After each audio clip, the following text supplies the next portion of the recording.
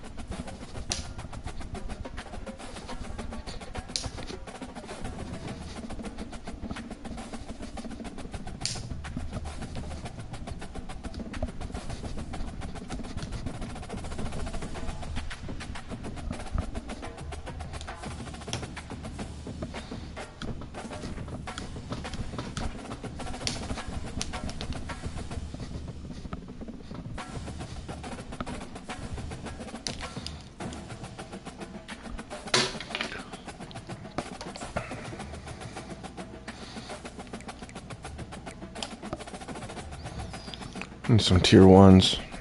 Even though I've been playing as tier ones, I don't know why I'm so far back and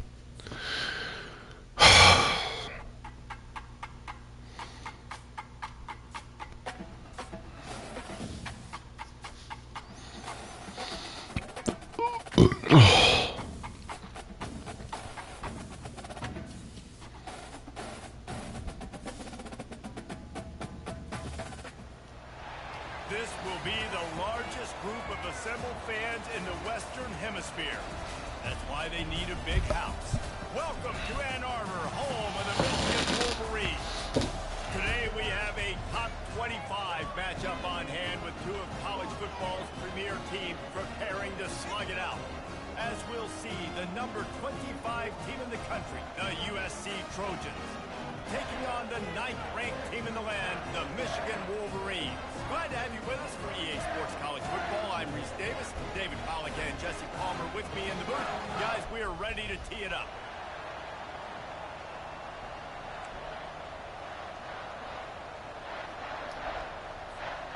The Trojans will get us started with the opening kickoff.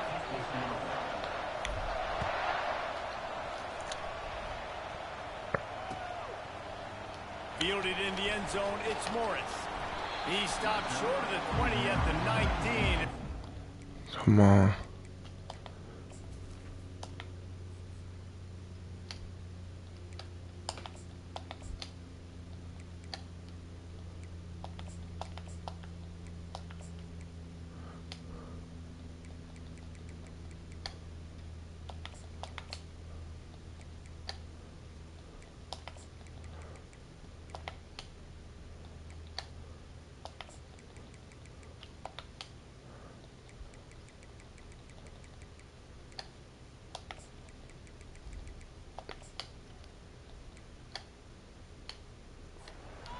Just taking the touchback. A first down for the offense. Use the play fake. Now to throw. On a little time, lets it go. Pulls it in. It's lovely. Why is it always the first play that I do so bad?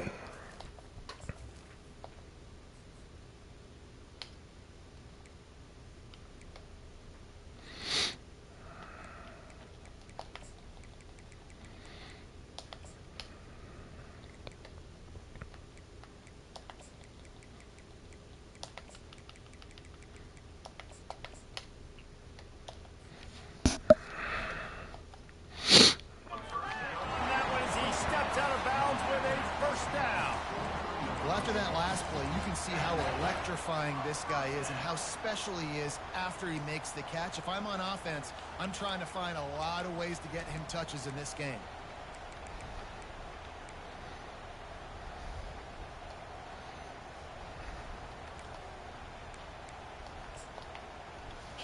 That big play is just what they needed. Now they have it 1st and 10 just outside the 40. Looking for a man. It's Orji. fires to the big fella. And the defense settled in to stop that one for a short gain. I'll say this, man. In college football, you see a lot of bad tackling. You didn't see it right there. That was an awesome job. First off, being there at the point of attack. Once the tight end made the catch, there was no doubt he was going down. Great job form tackle. Now here on second down, see if they keep tossing it around. On the move, it's Edwards. Really nice stop there from this senior leader. They're strong and they're strong. Defensive tackles, they're strong. They're such big jokers in the middle where they just lock out those offensive linemen. And running backs, listen, they don't have much of a chance. When you got that 300-plus pound guy grabbing you around the shoulder pad, you tend to go to the ground pretty quickly. On third down, he drops to throw. That pass not close as he got nailed trying to deliver it, and it'll bring up fourth down. Tell you what, I don't know if the offense was expecting man coverage that time. Third and long in field goal range, you're expecting it to be zone. Instead, they lock them up man-to-man, everybody on an island, everybody won. They get the incompletion, now setting up fourth.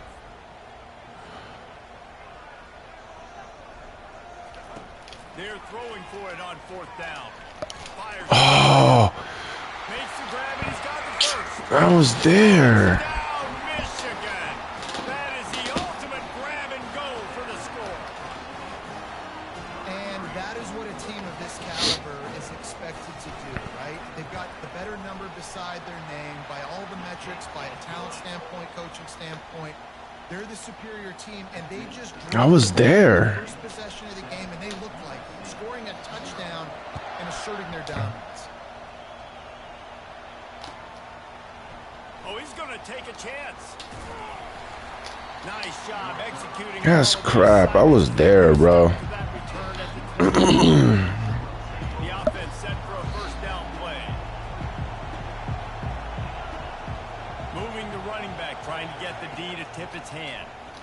They're trying to get to it. And the ball's loose in the backfield. Oh, the offense looks as if they fell on the fumble, and they'll keep the ball. And those are so frustrating when you're a defense and you swarm to the football, you stick the quarterback and you make him cough it up just to have the other team recover it again, and you don't get it. Still a good... And that pass intercepted. He'll try to take it back. Touchdown, Wolverines. A great return for the touchdown is a great one to a defense.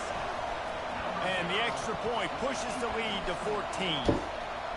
Well, you don't see this very often. A defensive lineman getting the pick six. What an individual effort to get his hands on the football. How about that athleticism?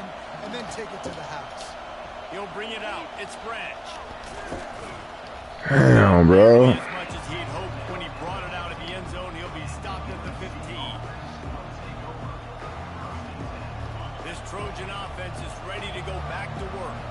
To say this has been a slow start is a bit of an understatement, and they really need to get it going here, Jesse. That's right. The opponent, they're firing on all cylinders right out of the gate. Offensively, for this unit, they've been slow and struggling. They need an explosive play to wake themselves up. Yeah, and it's just the first It's not the end of the world. You've seen slow starts, but you got to continue to pick and pick and pick until you find that play or that scheme that you can use against this defense. To the air, it's Moss. Oh, he wants it all. And it was worth the gamble, but the long pass is incomplete. You know the saying, no risk it, no biscuit. If you want big plays on offense, you've got to be able to take shots. They didn't hit that one, but moving ahead in the second half, expect this offense to keep dialing them up. Quarterback will audible. From the gun, wants to pass. Feeling some heat. On target to the left. Damn. Move the chains and get it to the 47-yard line. And if I'm a defense, I got to find a way to put pressure on the quarterback or disrupt their timing and their rhythm. I can't give them these big chunk plays through the air. I got to be maybe a little bit more aggressive or do something a little bit different. Comes out throwing on first down. The sure hands, it's Jordan. And he'll make his way out of bounds after the solid pickup. Trying to get a rhythm in the passing game, now on second down. He's looking to throw. And the defense will corral the quarterback, and down he goes at midfield. Fast, physical, and disruptive. Michigan has a rich and storied history of guys up front who can make life miserable for a quarterback. Just dudes. I mean, guys that win matchups. Guys that, you know, if it's going to be a pass rush on the outside, one-on-one or a tackle, they can go get him at the defensive end spot. We can mention names, and Hutchinson recently, one of the higher picks in the NFL draft, but always guys that play the same way. As they get set to snap it, time winding down here in the quarter. The run from the shotgun. And they'll make the stop, and we are headed to the end of the first period.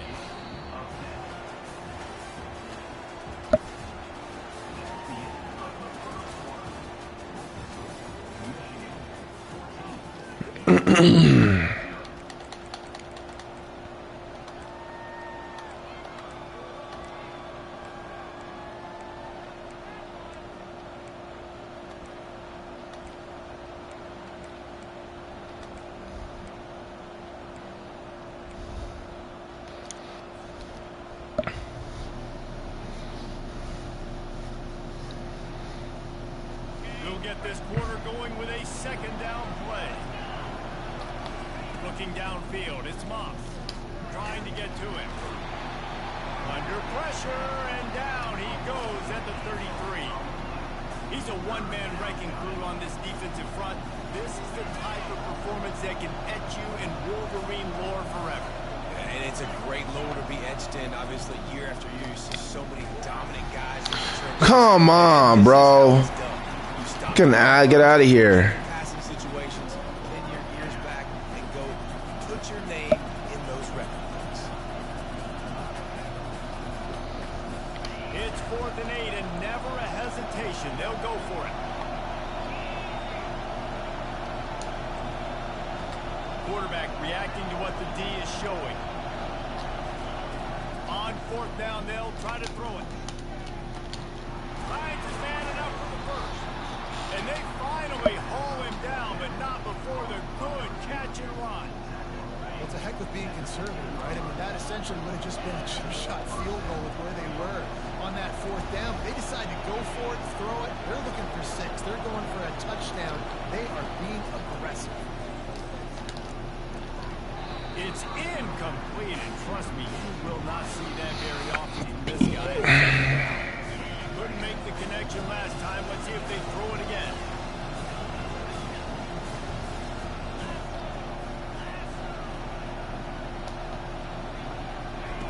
He's going to pass on 2nd down. And the rush will get to him at the 25.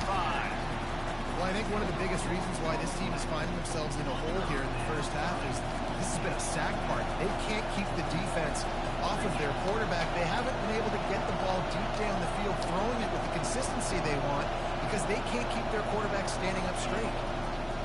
On 3rd and long, he'll need to loosen up that arm. We've reached the 2-minute warning, and this thing has been one-sided, and they hope to at least have something to feel good about going into halftime. Good.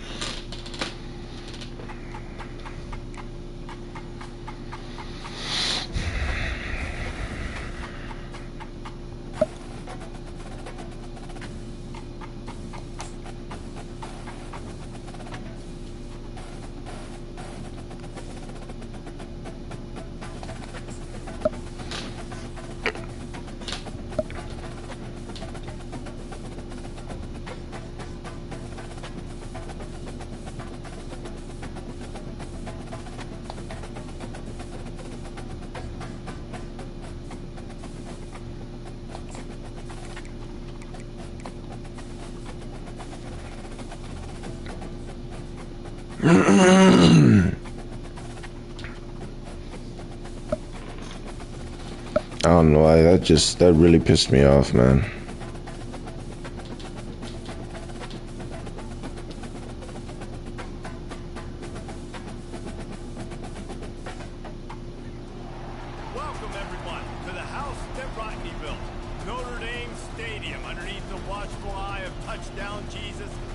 home of the Fighting Irish.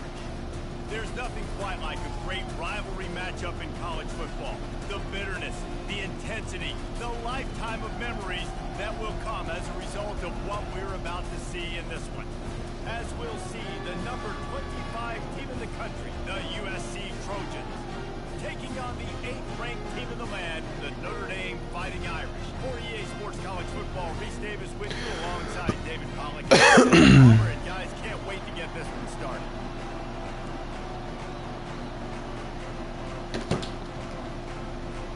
And the Trojans will get us underway with the opening kickoff.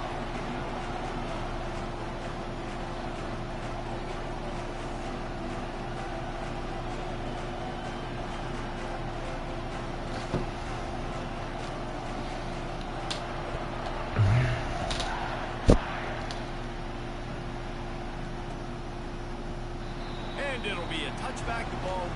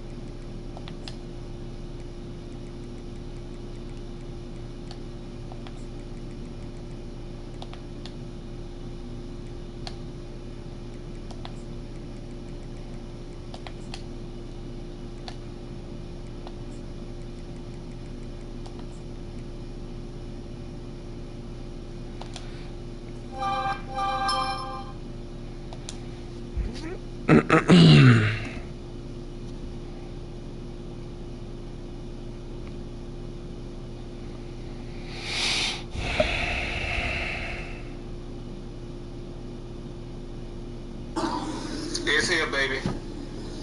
It's here. It's here. It's here. NFL season is here. Your boy, man, Mike is back, giving you a little short rundown of what's to come today. 25-yard line. We got a show coming up real soon, and it's going to be it's going to be at about 11 o'clock. So nothing has changed.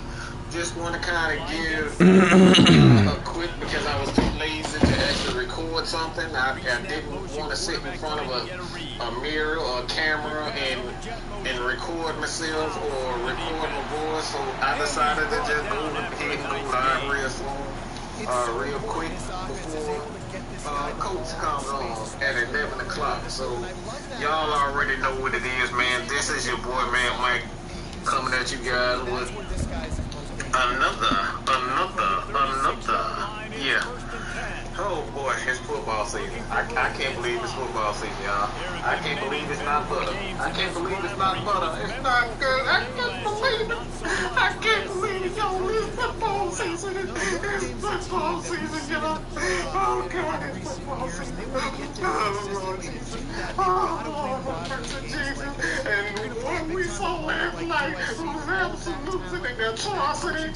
It was an atrocity. It was an atrocity. It was an atrocity. Good God Almighty, King Treyway, what's going on, baby? How is everybody doing today? It's football season, y'all.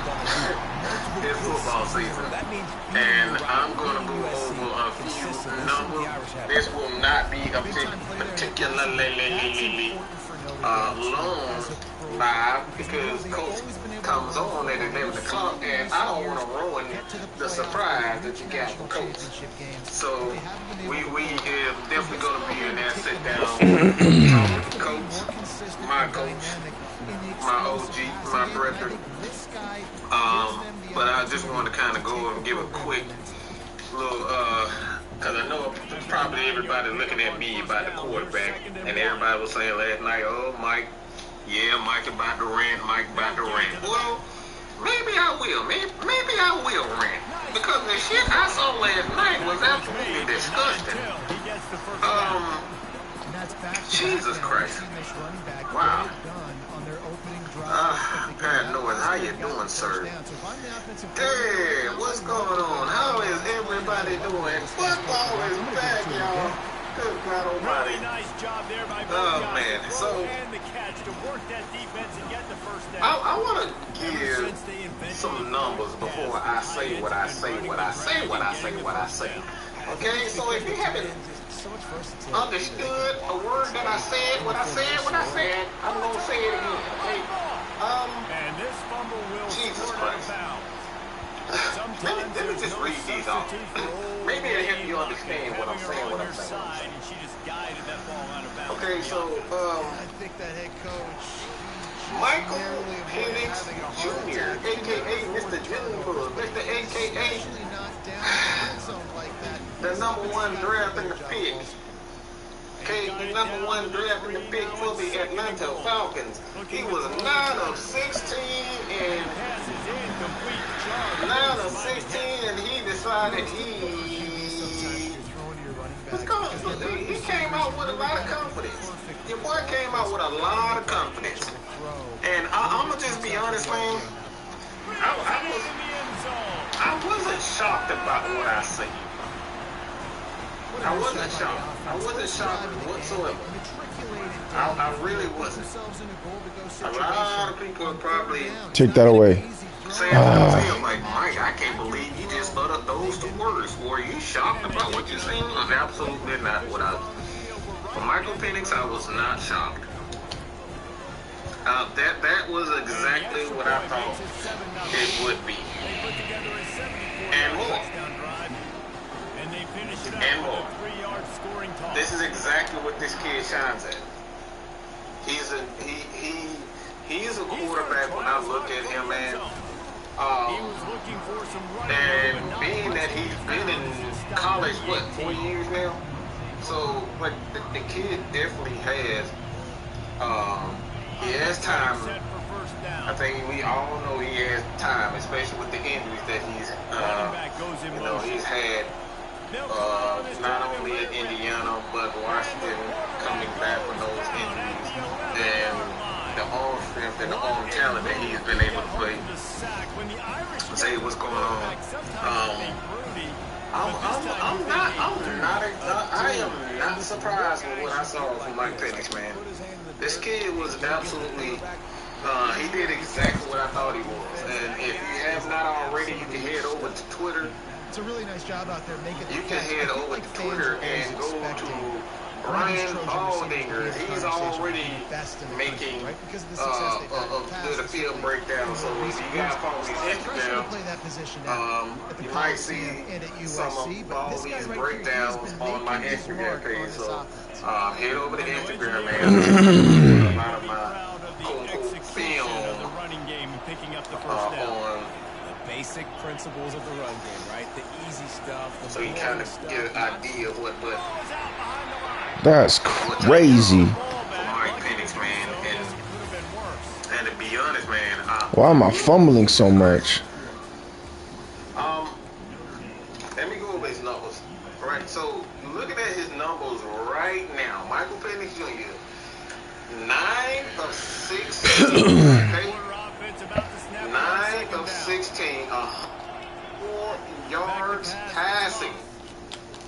Okay, 104 yards passing. Chris Blair, okay, 1 catch for 40 yards. If I'm not mistaken, who was that who threw that pass to Chris Blair? Anybody want to take a wild guess? Anybody want to take a wild guess of who threw that pass to Chris Blair? Yeah, it could have been him. But this is the thing. This is the thing what I like Mike Penix, man. And one aspect of his game that I think a lot of people get wrong. It's like a lot of his short passes, his short mid-game pass is pretty accurate, but his deep passes, man, this dude does not hesitate.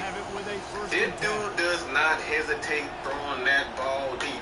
He sees it and he chucks it. This is what I like about Mike Penix coming out.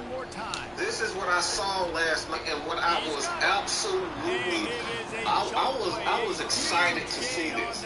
I was really excited to see a quarterback that knew what he saw, processed what he saw, and he immediately, he did not waste any freaking time letting that ball go.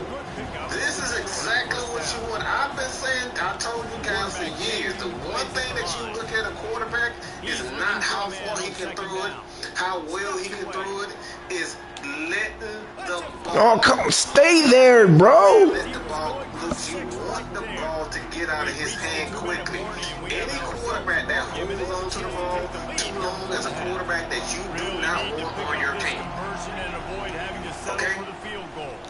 He is a quarterback that you do not want. You do not want a shy and apprehensive quarterback.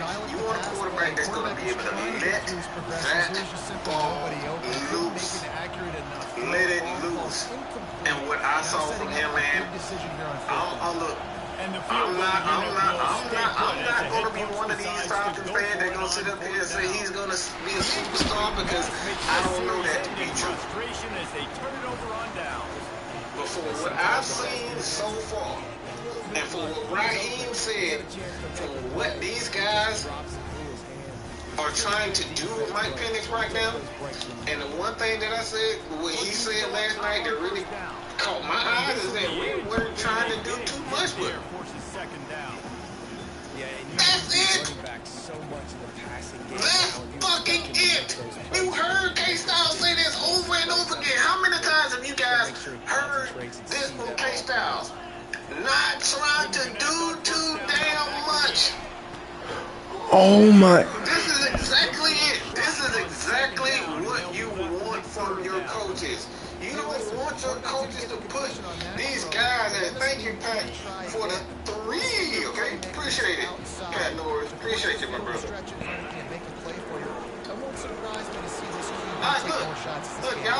Y'all know how I roll with quarterback. You know I would quarterback. But this is exactly what you want in your, this is exactly what you want in your fucking coaches.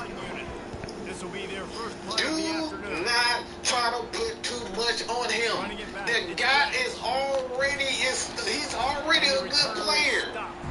He's already there. He's already in the NFL.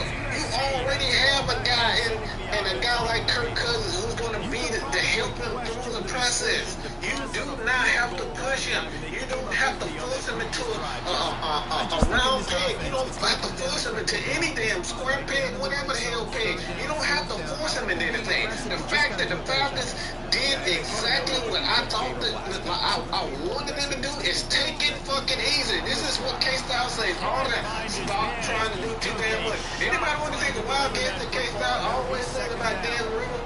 What he suffered from? Anybody want to take a wild guess of what K-Styles always say about this? He says it all the freaking time. Cross-country rivalry between these old foes. It started because Newt Rockme's wife to go to California late in the season, and the next chapter unfolds today. That sounds perfect. And my wife wanted to do the same thing I would do. This is exactly what you want. Rivalry trophies come about, but I know one thing. Not trying to do too. Bro, let it go, my nigga. Dang. Especially, like I said, with quarterbacks, this is exactly what you want to do with your quarterbacks. Now, this is completely official. And Miami ATL, what's going on? How you doing? Where you made me? Where you did? Jonathan, Mr. Red Play. All you guys, everybody. And then, but this is exactly what you want in your quarterback. This is exactly what you want in your coaches, to not do too much. Give this guy a little at a time, and this is exactly what the Falcons, what I saw with the Atlanta Falcons. Look, a lot of you people, a lot of Falcons fans, a lot of fans in the NFL may be looking at Raheem and looking at this organization as incompetent, especially with quarterbacks. But from what I've seen, man, I'm already impressed with what I saw. I saw two things. I saw two things. I saw three things, and the third one was so cool. But I'm gonna get to the third one. But the first one that I saw out of this quarterback and this coaching staff that I like, I absolutely like. And I'm gonna get to the defense too. So it's gonna be real quick because, like I said, Coach going live at 11 o'clock. He gonna do his thing. I'm gonna be over there with Coach. But the first thing that I saw out of this is the fact that out of his hand quick. They got it out of his hand quick. They did not allow him to get hit. They did not allow him to get pressure. They didn't allow him to do any of that. Not to feel any type of... This is exactly what you want your young quarterback. Get that ball out of his hands. I said this time and time again. What you want your quarterback to do with these offenses, where we seeing a lot of RPOs and stuff like that, get the ball out of his hands.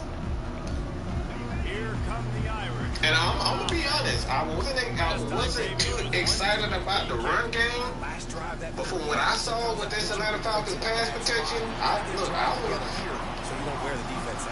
was pretty cool with it. They got to do something here to get. And the one thing that I will say about this, the pass protection not necessarily has everything to do with the offensive line, but the pass protection that I saw, there's two things. How you protect your quarterback. Okay? Pass protection is more than just one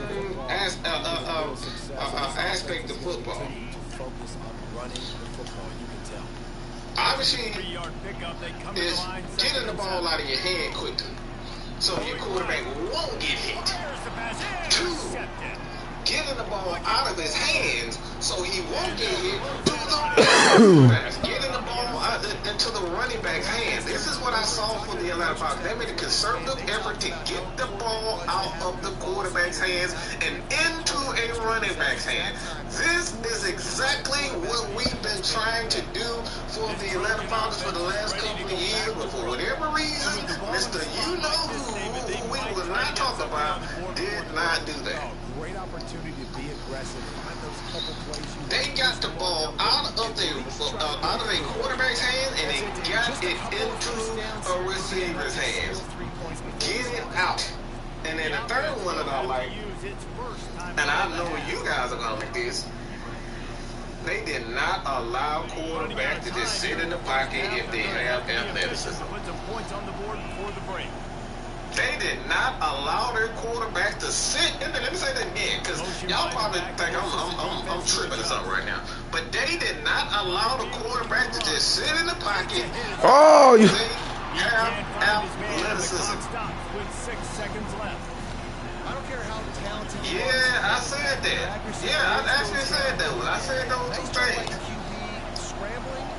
And don't come in here with that negativity, William. We not talking about. We're talking about Atlanta Falcons content right now. Okay, we're talking about the Falcons content right now. Everybody else. We're talking about Atlanta Falcons over here and the Miami Dolphins. So if that person isn't playing for the Miami Dolphins or the Atlanta Falcons, we don't talk about that. Okay. Dang it. But they got the ball. They got the ball out. Another thing, what I saw, okay, Georgia, Texas, boy, how you doing? Fielded in the end zone. It's Brand. No. I see. I can read. I can spell. I can read. I can read with. I can read. But for what I saw for the Atlanta Falcons and what I like, man, they're not allowing their quarterbacks, and it's more so this than it is actually. Oh, come on. The thing that I like is I'm hearing the right things from Raheem Morris. And defensive backs, you think don't have I'm hearing the right things from Raheem Morris. What I'm hearing from Raheem Morris is that Raheem Morris is going to allow these quarterbacks to move around you. Do you hear me? Do you hear me, yo? formation on 1st and 10. He's going to allow our quarterbacks to move around. And I know a lot of people was like, Mike, when did you start? Oh, of course I did. Got some room to run. But this is exactly what happened to Desmond. You tried to move Desmond into a pocket quarterback, and he wasn't that. This is what happens. Points of their own. What an interception return. You've got to be so careful as a quarterback throwing over the middle field. This is what happens when you force a quarterback into something that he's not. He'll make you pay. He did right there with that pick six. They're lining up to kick it off after the pick six, and that defense will come out feeling it.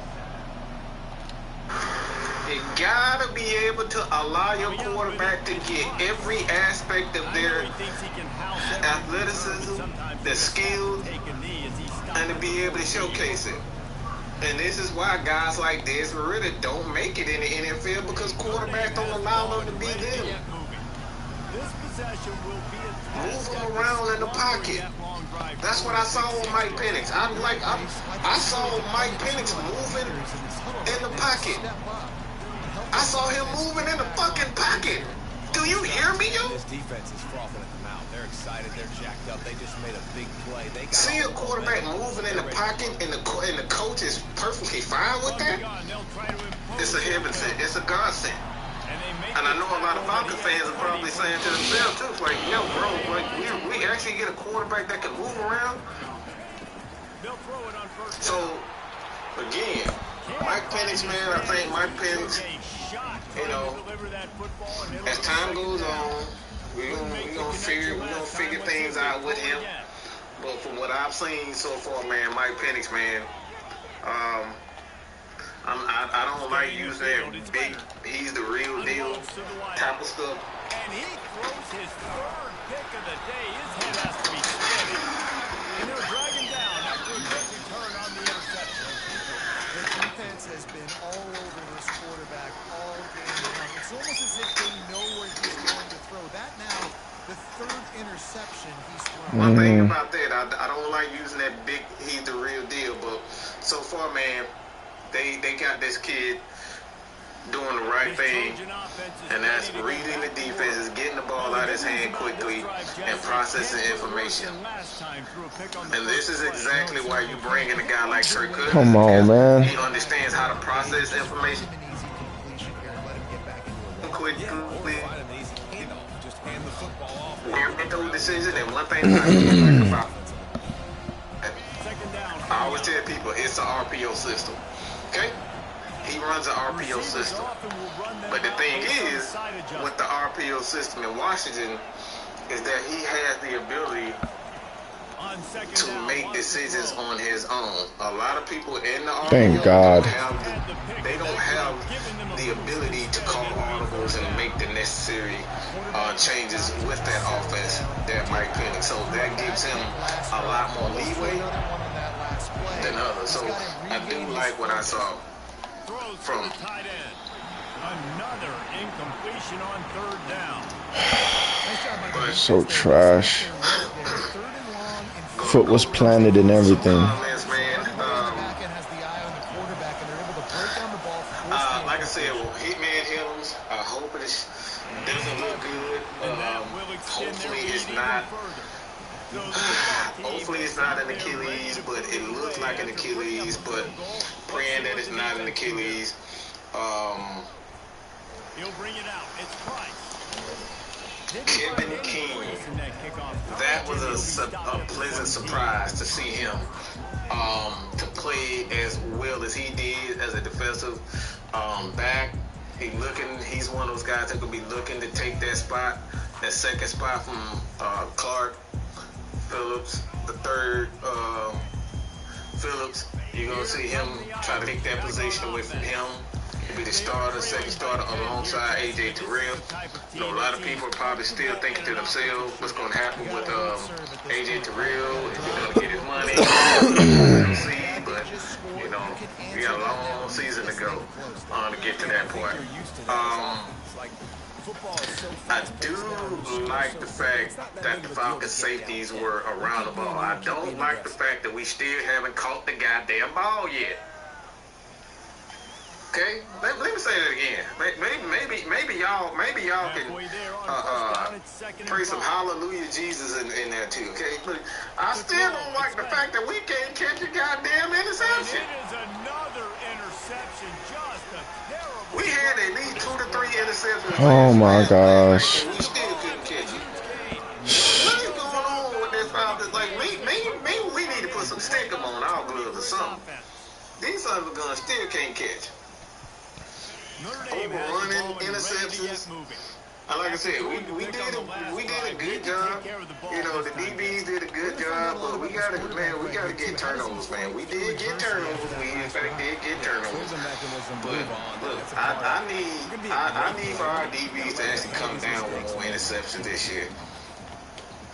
Wide out in motion. Wide receivers need to step up. Nah, they good. On second down, they'll take to the air. It's the first game, man. That one thing about the first game, I actually thought they played quite well considering the shit that we had at quarterback. Jesus Christ. I think that wide receivers actually played well considering the bullshit that they had. They saying that Rurik was 3 of 13. As a matter of fact, let me read these. Let me read these again, okay? I actually Should get down. I can't believe they made me fumble the down ball. Our quarterbacks were Jesus Christ. I mean, they were bad. And I'm almost ashamed to even read this shit out. Okay, Nathan Rurik, 3 of 13, 37 yards, 2.8.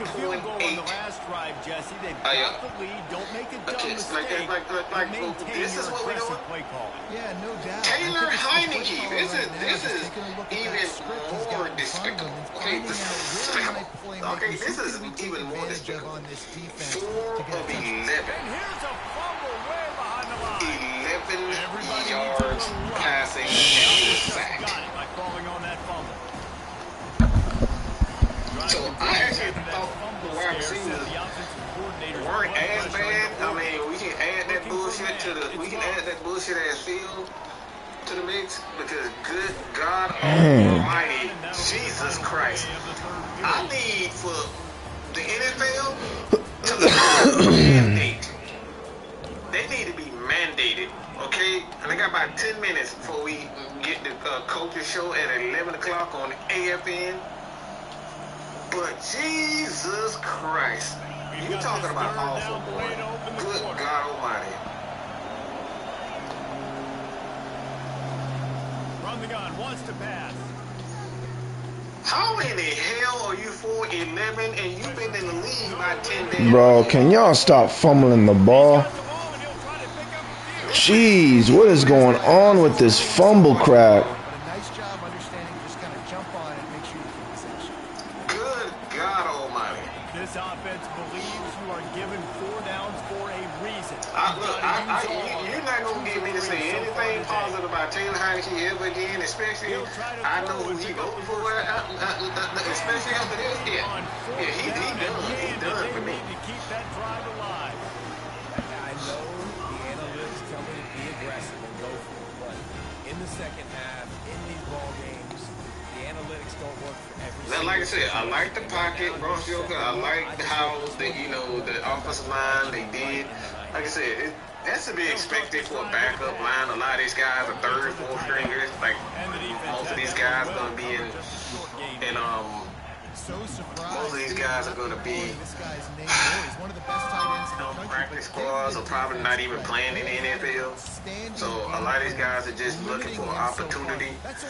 You know, not only in the NFL, but you know the UFL. Excuse me, the UFL. Like you're gonna be CFL. Like these guys are looking for opportunity. So it's like, look, but Jesus Christ.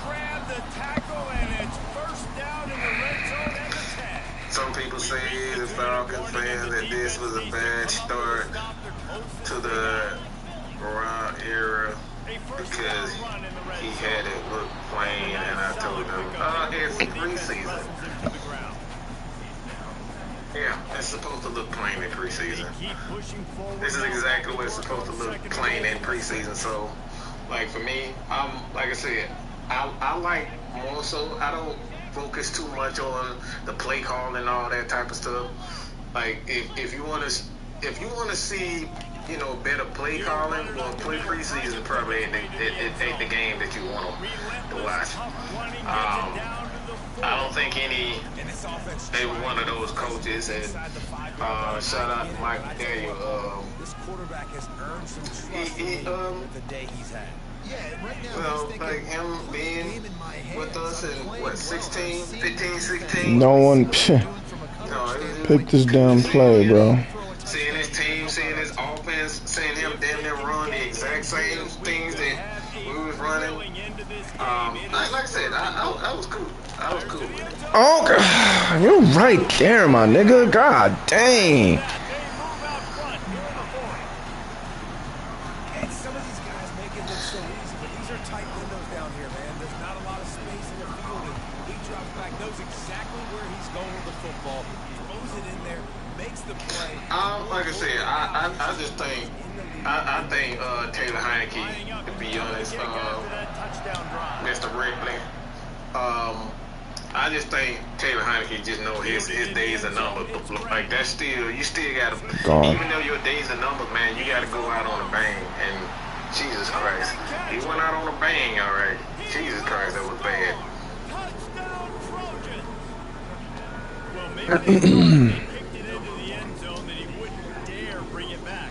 Instead, he just dared them to tackle. Don't worry about JBL. Look, if you don't know what that means, people in Atlanta know what the voting and Mr. Mr. Taylor Heineke mean, but I'm gonna leave that alone. But like I said, man, defensively, I like what I saw from Eddie Goldman. He got some snaps in there, man. Eddie Goldman looked like he's ready to stop the run. And this Atlanta Falcons linebacking core, Nathan Landman, you got JD Bertrand. I still think he got a ways to go, especially in coverage. You know, him stopping the run, getting after, making tackles. I thought he did well. Milo Eifert, he played well also. He was around the ball, making some big hits. And Falcons, like I said, I just thought the Falcons defensive line did a pretty good job. Stopping. I would say necessarily getting after the quarterback, but this is exactly what you get after the first effort, man. After the first game. So I have nothing to complain about. Like I said, I love what I saw from the wide receivers. Chris Blair, I think he's good as cut. I actually go through this. Excellent job working through the air there. Like I said, the linebackers hitting hard. Those guys were fast and getting after it. It was kind of weird looking at the dude with Debo number on. And that's interesting in itself. Really good execution by this offense late in the game. But like I said, man, I think we'll be good, man. Why didn't Braylon Trice is indeed hurt. Why didn't they? Hopefully he's not. And it's a small setback. Why didn't they let me run? Small injury and whatnot. Hopefully he's not out for a long time. But from what I've seen from him, and like I said, before I call this show, coach is about to go on the event, so y'all find me over there in about a couple minutes. But I like what I saw. I like what I saw for this defensive line. We saw Harrison. I saw Eddie Goldman, Emili. I say a lot of these guys. So They played well. They were big. They were stout. St. Doris, he came in. He got a couple good stops, man. He got a couple good stops and stopping the run and whatnot. So I think this Atlanta Falcons defensive line is going to be a lot better. It's still got to take some time, get used to seeing that 3-4. But outside of that, man, I thought this Atlanta Falcons defense, man, I thought this team was pretty good. So with that being said, man, head over to Atlanta Falcons Nation. We're about to go live with Coach Unchained. We're about to get into some topics, man. About to get into some topics. So again, don't worry about Michael Penix, man. I think that dude is going to be the real deal. Taylor Heineke is good as gone. Still got to do something with that running game. Get the running game going, the offensive line, I mean, not necessarily the running backs, but I thought Carlos Washington, he ran tough despite having nowhere to run. I thought Jace McKellen did pretty well. But outside of that, man, put all this back, got nothing to complain about. So if you guys think that Michael Penix, let me know what you guys think about Michael Penix and whether or not, you know, you think he'll be seeing some action this year at any given time. With that being said, I'm out here, man. Peace. Head over to Atlanta Falcons Nation with Coach Unchained. About to go live. I'm out, man.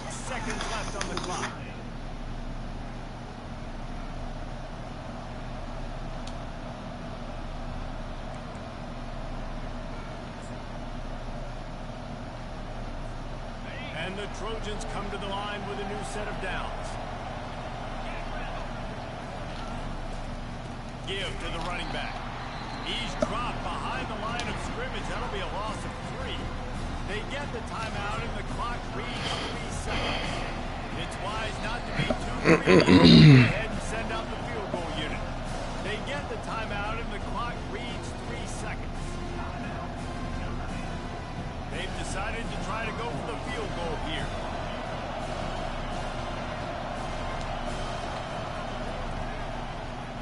Let's go. Let's get up out of here. Field goal guys, they are back on top.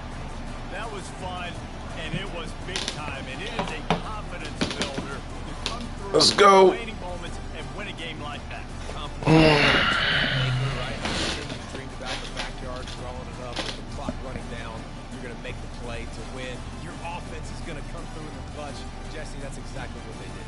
No doubt about it, David. That's a tough situation to be in. There's so much pressure on these individual players to have to step up and have to make that big play. But you could see the belief they had in each other, the respect they have for each other, and now moving forward, this is a huge confidence builder.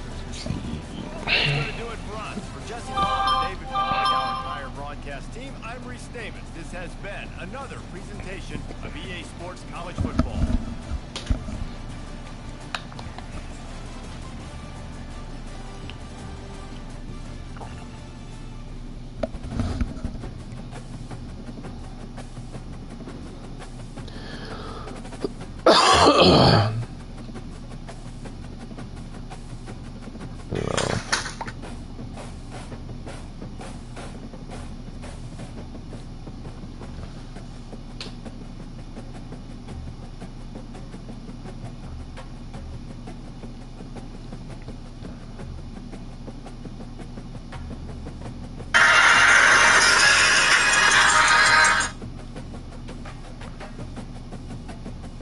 Oh, they never went live after.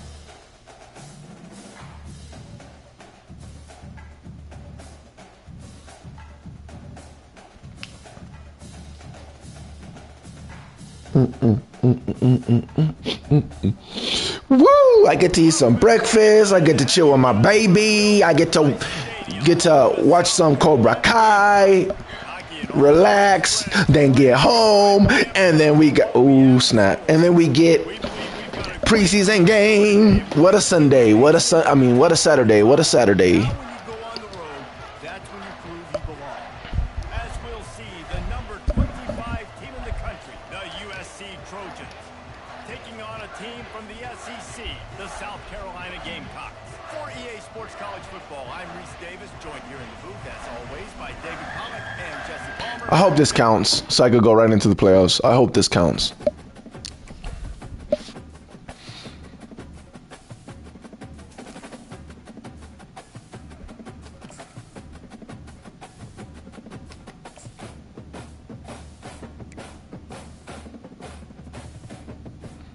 Please. It's not gonna count.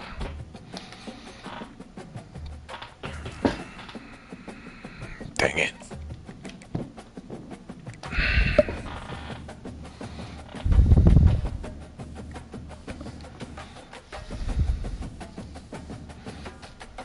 First down. What's up, Pixel? How you doing? Oh, this is a live stream of the. Okay, I think it was breaking it down.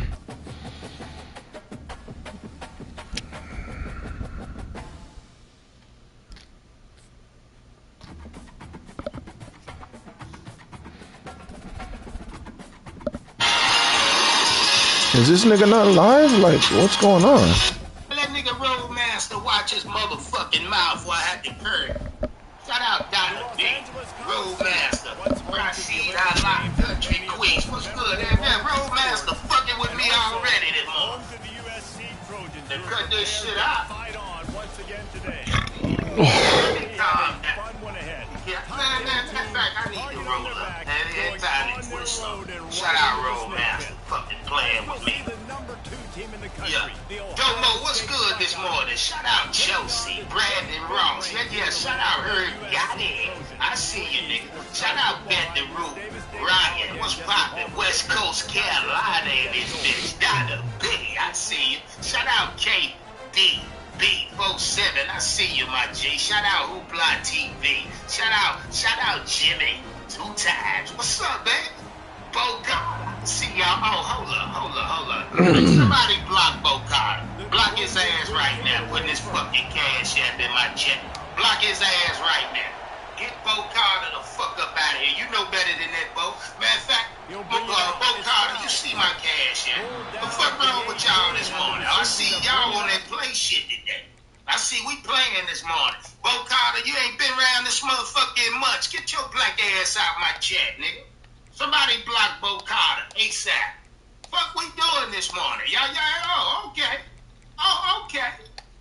I see what type time we on. Shout out Striker Blue. Say, yeah, you know what time it is. Yeah. Like they fucking with me early. Matter of fact, I don't know what the hell y'all. Yeah, Donna B. Tell her, yeah, they got me to that point already. They done pissed me off already. The hell going on? The fuck going on this morning? Hey, let's get this shit out the way early. Let's get it addressed early. What's going on in the chat? Talk to me. Say, you said trip. I didn't say tripping shit. Fuck you mean? Yeah, let's get this shit out the way. Hey, Cody say, I got that nigga quick. Shut out my shooter. Yeah. What the fuck we doing? Yeah, what we doing?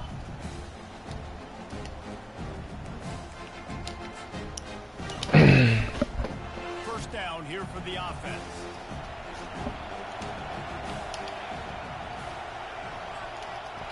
Touch pass on the run. Powers through the defender. And they wrap him up. But not before he's got enough for the first down. That's a really nice run right there. And one of the things I love about him, he runs with such physicality and with the toughness. Do you think Woody Hayes, the great Ohio State coach, would have loved to have this guy in his backfield? His running style just marries. Where the hell is? When you think about Ohio State and their tradition at running back, right? With all the athletes they've had throughout the decades, this guy was meant to play in the shoe. Using the quick game. Dances away from one. Gets away from one. Finds room. Finally run out of bounds, but he has this offense rolling with a first down. This guy makes it look easy, just like a lot of recent Ohio State quarterbacks have.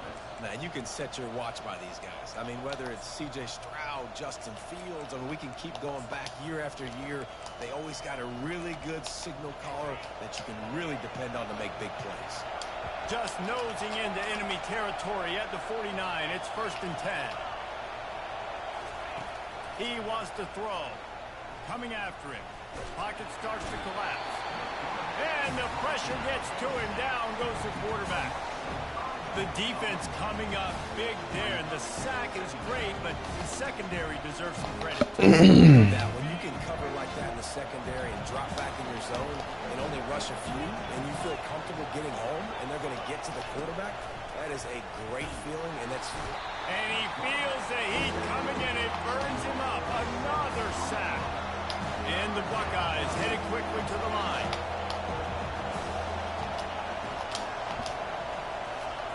On 3rd and long, doesn't need to take the check down. Finds a soft spot in the middle. And sure, tackling there to keep him from getting to the first down marker. You got to love that. On defense, one of the most critical statistics out there is how do you play on 3rd down? How do you prevent the opponent from keeping drives alive? Right there, tackling the catch. You gave it the completion. What do? You set up 4th and long. You're going to get the ball back. Go get some water and celebrate. He wants to take the top. Let's go. Hamilton in their own end, turn it over on downs, and now the other offense is set up. And this offense chooses to be aggressive. Listen, once you start getting into midfield, you see most offenses be aggressive. And they took the chance, and they failed now. Early in the game, a chance to create momentum. He's going for it all. He's got it, and he will score. Touchdown, Trojan. Well, as a defense, you know you're going to see the go-round, especially against this guy. He does it to defenses, it seems, every single week, and so if they're not able to get back deep enough to get run by, he makes the catch and then runs it into the end zone. They're going to have to change up their coverage and get some safety help up over the top because this guy's speed is a problem.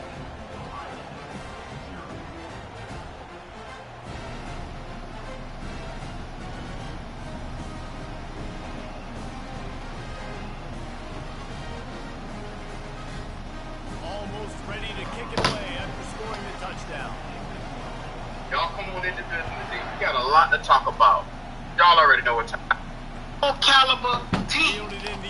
Because this is what it's all about. It's all about the Lombardi Trophy. Hoisting the Lombardi Trophy. Are we even close to competing with the other teams in the NFL? There's 32 teams in the NFL. Can we compete with 31 other teams in the NFL? Because last night we couldn't even beat the goddamn worst team that they deem in the league. Other motherfuckers call them the worst team in the league. I say the Patriots. I think the Patriots are better than us. Looking at what they showed last night, they're clearly better than us. Their backup's better than us. Their backup quarterbacks is better than us. Joe Milton exhibited a little bit of something that we like to call hope. That you motherfuckers keep trying to squeeze out your ass. We don't got no fucking hole. And that's going to be incomplete. A lot of contact on the play. The real sunshine. Understand me and hear me clearly. It's not being negative. It's me telling you the truth. And you a punk ass nigga that can't accept the fucking truth. 3rd and long, and he'll try to throw for it. That's the truth. He's going to take a shot at the DB. You want the truth? That's the truth. You can't handle it. We're not good. Accept the word rebuild into your life, and that might make you better. Accept the word we're not good, but we can trend and start to work into being better. You can build a team and really build it from the ground up and establish something if you do it the correct way. I want to see us hoist a Lombardi Trophy before I die. Now granted, at the rate we going, it might be another 10 years before we even make the playoffs. I can't believe it. Y'all laughed at Be Good. But goddamn it, Be Good ass. Oh, you agreeing with me? My bad. the real sunshine, man. My bad, man. I take it back. I take it back, cuz. I take it back. I'm just keeping it real. Super Bowl caliber teams, they went from premium positions. They went from quarterback. They went from left tackle. They went from edge rushers. They went from wide receivers.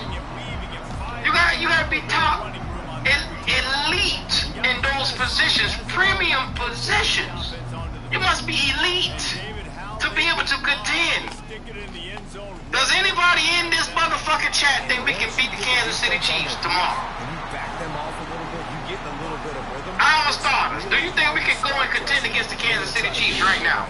And if you're this play caller, you're loving what's happening right now because everything you dialed up on that last drive ended up working out. You're just looking at your everything you're picking. Believe that. Pull it off again here.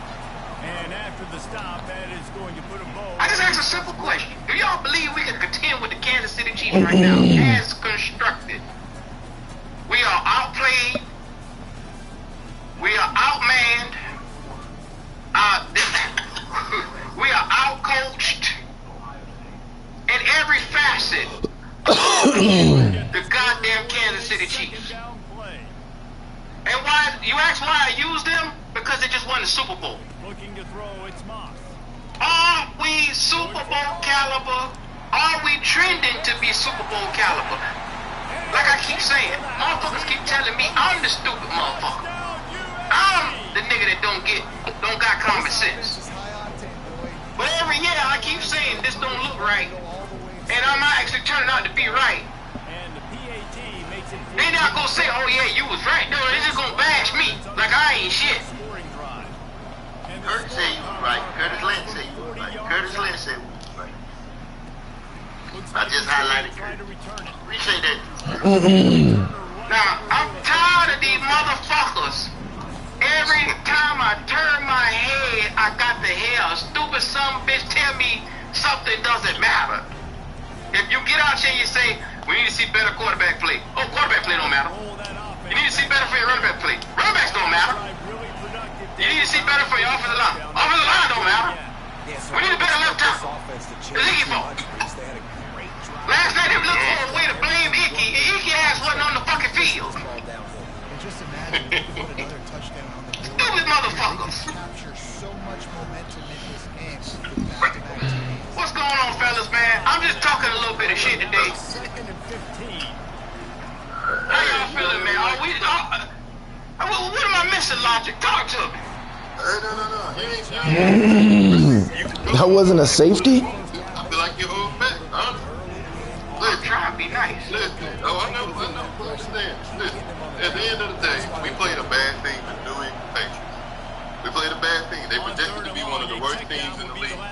But one thing about it, they got depth. Why is it that we don't have depth? How do you expect to compete when you ain't got nobody, no backup? If anybody in your first string go down, then that's the thing. You got starters. Our starters had us doing 15 last year. Our starters. So if they go down, you mean to tell me the second, third, and fourth string are that much worse? That they can't even, they shouldn't even be on the field? We got no kind of depth. That falls on Dave Canales. That falls on Dan Morgan. How do you ever think a franchise is going to compete when you don't even have depth on your team? Oh, sure hands, my nigga, sure hands. You don't find the people the pieces that you need to fix your team. And then your undrafted free agents don't even fit in. So how do you ever feel like you ever going to compete when you can't get none of the simple things right?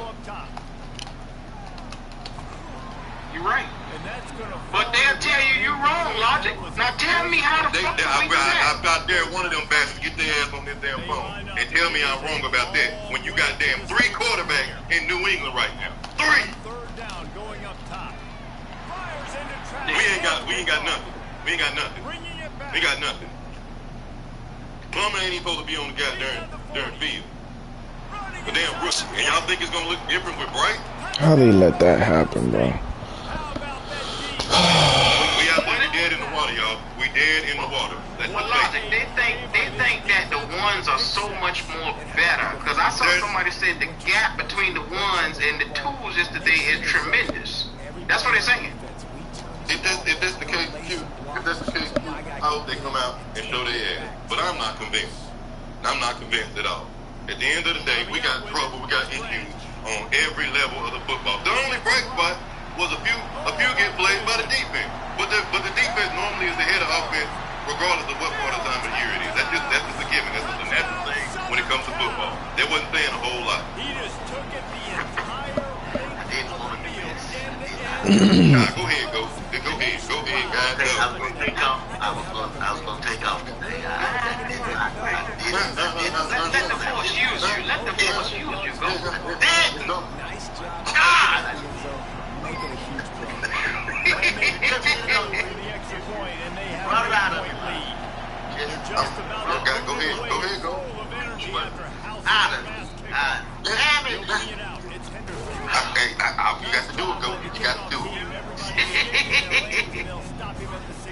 You just said, just told y'all that the ones are so much better than the two. Then the dumb motherfucker, you have a problem once again. Because if a one goes down and the two is so less talented than the one, what the fuck are you gonna do? Nothing. Oh my gosh, bro. You have 3-0 depth in the NFL for a football season because people get hurt. You understand what I'm saying? This is a physical game. So at least for 1 or 2 games, you have to have somebody that can fill in. So what we trying to tell you, if you looked at it last night, because preseason don't matter, and It don't. That's what they say. It don't matter. It don't matter, bro. This is what we telling you. It fucking matters because you're looking at the tools and the backups and shit like that, and niggas on the bubble, and they look like shit. Pretty shit. They're incompetent. So That's a fact. once I told you last night, your ones are only 3 clicks. Maybe a little 2.5 frustrated to 3 clicks better. I told you this last night when you were playing the damn game. And I told you that Canales is going to call that game in the same way, in the same situation. That's why you play preseason. That's why you have joint practice to see situational football. Quarterback's not just catching checkdowns or swing routes. You can get him vertically down the field, especially when I got gas on my chest today. Ain't no excuse. Ain't no excuse. You cannot have. There's no excuse for us not to have depth, y'all. That's scouting. That's head coaches. That's the GM. That's the everybody. There's no excuse for you to go through all your drafts and undrafted free agents and you not have any depth. That's horrible. He's a no-name guy. They got dogs, man. Jack Plummer is a dog. That's why they put him on the roster. He's a dog. I seen Jack Plummer play the ACC. My team is in the ACC. I watch ACC football. Right here, You didn't watch that correctly because Jack Plummer probably threw 50 touchdowns. You just didn't see it. I understand that, but you don't play defense like that in the ACC, brother. In the ACC, you always on a passing game. Jack Plummer is player of the year, go. He played the goddamn year. No. You gotta have a rush like that. Don't I have a watched that rush from like up that. close in person. Yeah, I watched that. What you motherfucker telling me? No, they lying to you, Q. I watched that Plummer up close and personal at the ACC championship against Florida State. He had pressure in his face all goddamn night. He was jealous of himself. His ass deserved not to get pressure. He couldn't do nothing. No, he looked exactly like he was going to get to. I'm getting confused because motherfucker told us Jack Plummer was gonna be challenging Bryce for the starting position. Only reason why they said that because Jack Plummer got as far as he can throw it. That don't mean nothing after that. No. And then he got the motherfucking prerequisite parts. The height, the weight, on down. You know what I'm saying? He's prototypical, but he's not. You understand? He's not it. He's a jag. He's a jag. That's it. Fuck, he's a jag. Yeah, and the coaches did a good job on the sideline. Looking deep. And Now that go. ball is picked off. I asked a question early in the beginning of this live. Are we a Super Bowl caliber team? He's at the 20. Touchdown Trojans. What a great play by the defense. Playing it off with the interception. Let me tell you something. There's niggas sitting down saying we're gonna win 10 games, we're gonna go to the Super Bowl, we're gonna win the playoffs of the division. Where am I wrong at? I said stupid, go. Man, we just won 2 games last year, and they're saying we're going to go to the Super Bowl. There's motherfuckers saying $100 for bets out here. And none of them is against my team. You know what I'm saying? It's stupid sayings that people said that this team was going to accomplish. You know what I'm saying? It's not so saying, oh, you ain't a friend, you betting against them. I'm not betting against them. I'm betting against these stupid motherfuckers that open their mouth. You know what I'm saying? To say what this team is going to do. That's what I'm betting against. Yo, motherfucking knowledge of football looking at this team. I'm betting on your fanatichood. That's what I'm betting against. I don't have no bets against the team losing and this and that. If the team won, I'd be fine to pay my money out. But see, people saying that the talent that we let walk ain't, you know what I'm saying, wasn't shit, and it's not gonna harm us or affect us, this and that. You're crazy as hell. This is what the deal is, man. And you was right. You let all that talent go, this and that. Canales' ass is not because you can just see he's over right already now. He's over. This shit is so far over his fucking head, it don't make no sense. He's a yes man. He ain't gonna fuck back against the system. And they gonna keep putting whatever they want on this team. Dan Morgan ain't in as a GM. He was the only motherfucker that was there to take the job. And so Canales came with him. You understand what I'm saying? So therefore, the next motherfucker competent, maybe the next motherfucker come in, maybe a competent NFL coach that will fuck back against the damn management. You understand what I'm saying? Then therefore we can start an actual competent rebuild with competent backups, depth, and stars. That we're gonna have paid at a certain time. They tell me I'm a stupid motherfucker for saying if we start games, and I'm a firm believer out of that first 4 games, and I'm just being real. Now, they're gonna question my fandom. They're gonna say I ain't no Panther fan, I ain't this right here. Now, all that fucking money I spend at the Bank of America tells me I'm a fucking Panther fan. Spending on that ragged ass team that can't get out here and get no fucking wins. I'm a Panther fan. Why else would I spend money on a team that ain't winning? You fish-faced motherfuckers. Dallas, your little girls got friends over there in Seattle or Tampa. Keep them in them schools over there. Don't bring your family here. You ain't gonna be here. Bring your family here. I'm just keeping it real. Kitty, talk to me, man. What's going on, you, Miss Kitty today? Talk to me. Just everybody talking about the preseason and how preseason doesn't count. I look at the preseason like a movie preview. You know, they drop the trailer, give you a sneak peek of what's to come. Yeah. So if they can understand that in layman's terms. But last night, them 3 rookies on the other side, Joe Milton, he dropped his nuts straight across our face. There you go. Teabag. Got teabag in this motherfucker. That's what happened. Now, nobody wants to be in a position where they looking up at a pair of balls in their fucking face. But guess what? That's what the fuck we got. We got a pair of balls sitting right in our face yesterday. Now, I know people say, well, you're mad about the score. I'm mad about the lack of offensive productivity. The lack of execution and play calling. No, nigga, I should be in the playoffs right now. I have told y'all before.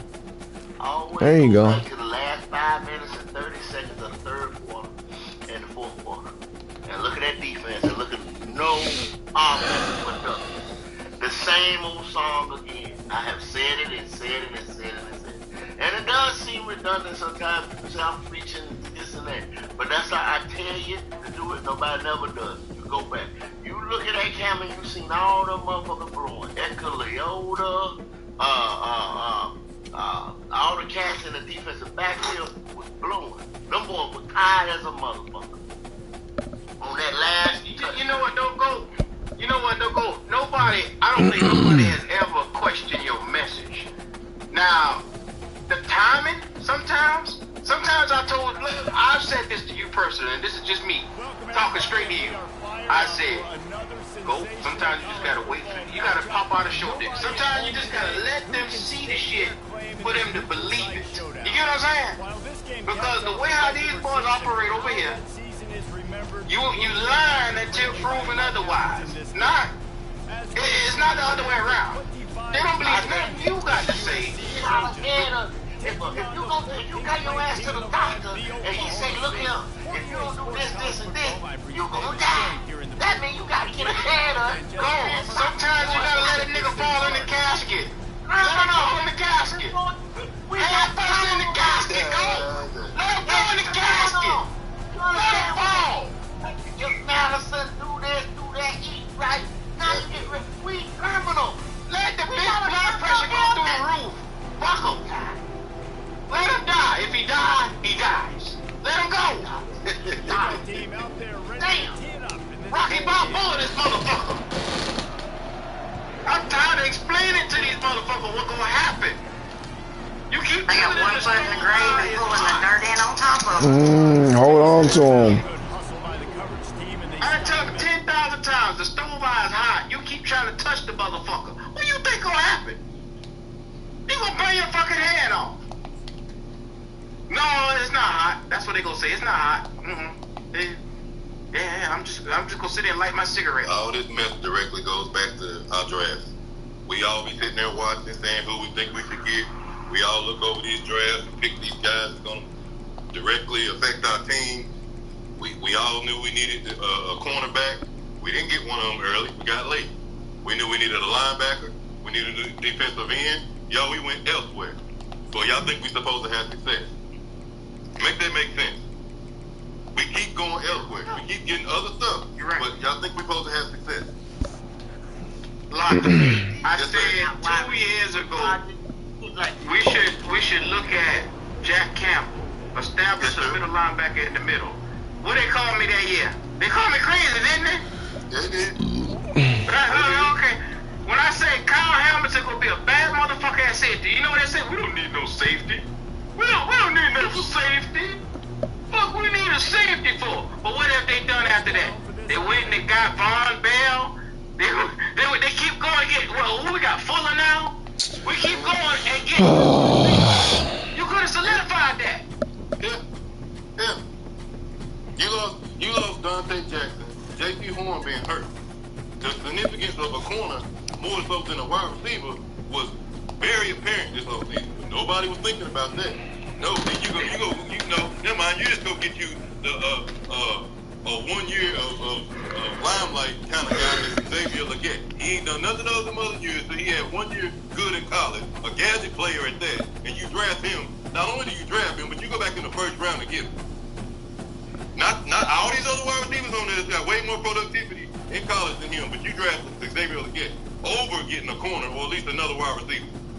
But we don't know what we're talking about. Yeah.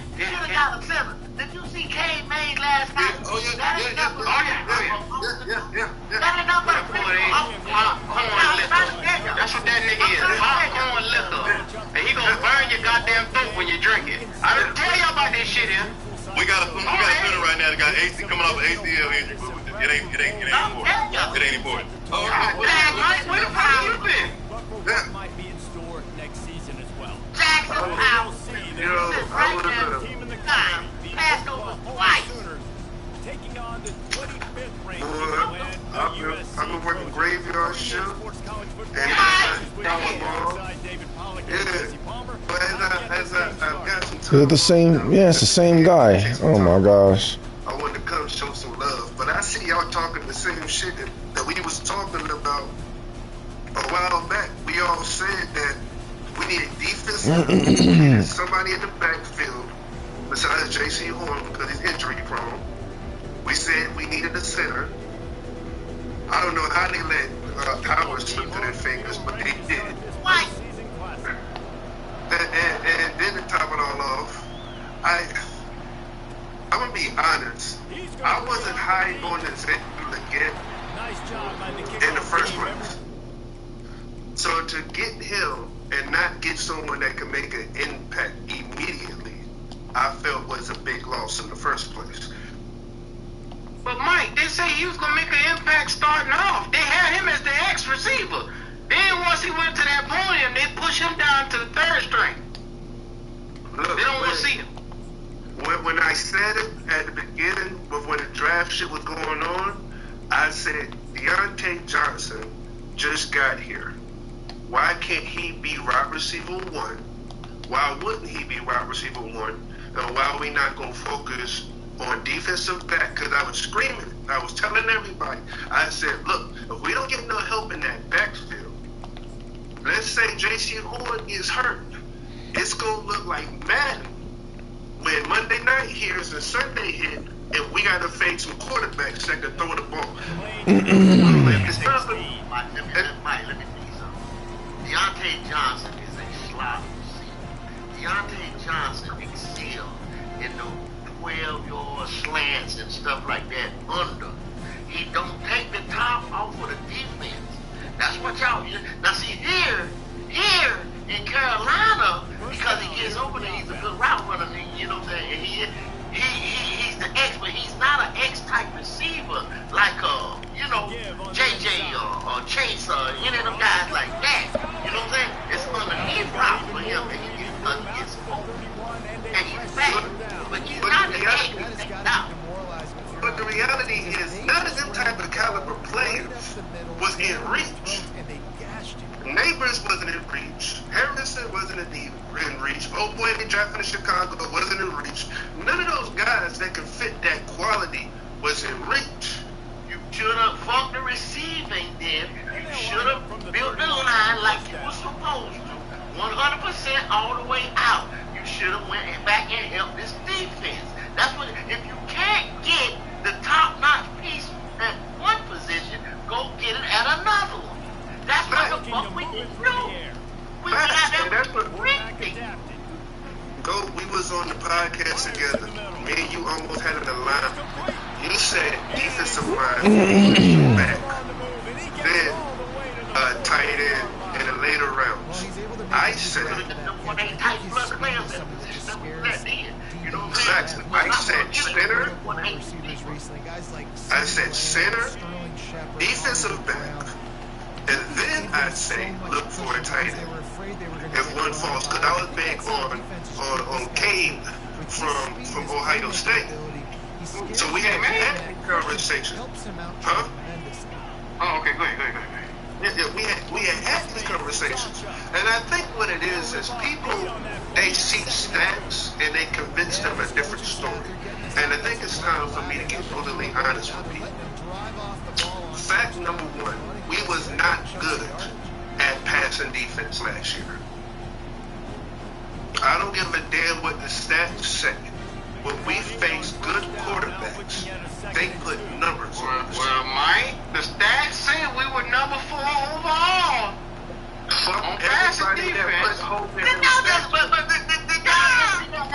y'all just see what they fucking did us last night? They played like I keep telling y'all, 5 minutes and 30 seconds. You see that? They got the blueprint to beat the Carolina Panthers all the fucking time. That's all it is right there. They showed last night. It just looked like last year all over again. Last night. Y'all gonna sit tight though. Hold on. Let me read the money though. Shout out to King JP Shepard for that $5 super chat. He said they called me crazy for giving our draft a D+ grade. It is what it is. Damn right. But let's put the fucking tires on the road. We didn't have a good pass defense last year. Dak Prescott, Jared Goff, Jordan Love, Tua, everybody that had a good offense put up numbers. They put up numbers. There was no stopping their number 1 receiver. Get the fuck out of here. Tyreek Hill, CeeDee Lamb. Jordan Love even had a number 1 receiver, and he was passing all day. He had no worries. The problem is, people see that we play decent passing game against certain teams, and don't realize, well, those were the teams that ran 200+ yards on us. So they didn't have to pass the fucking ball. And they happened a fucking lot.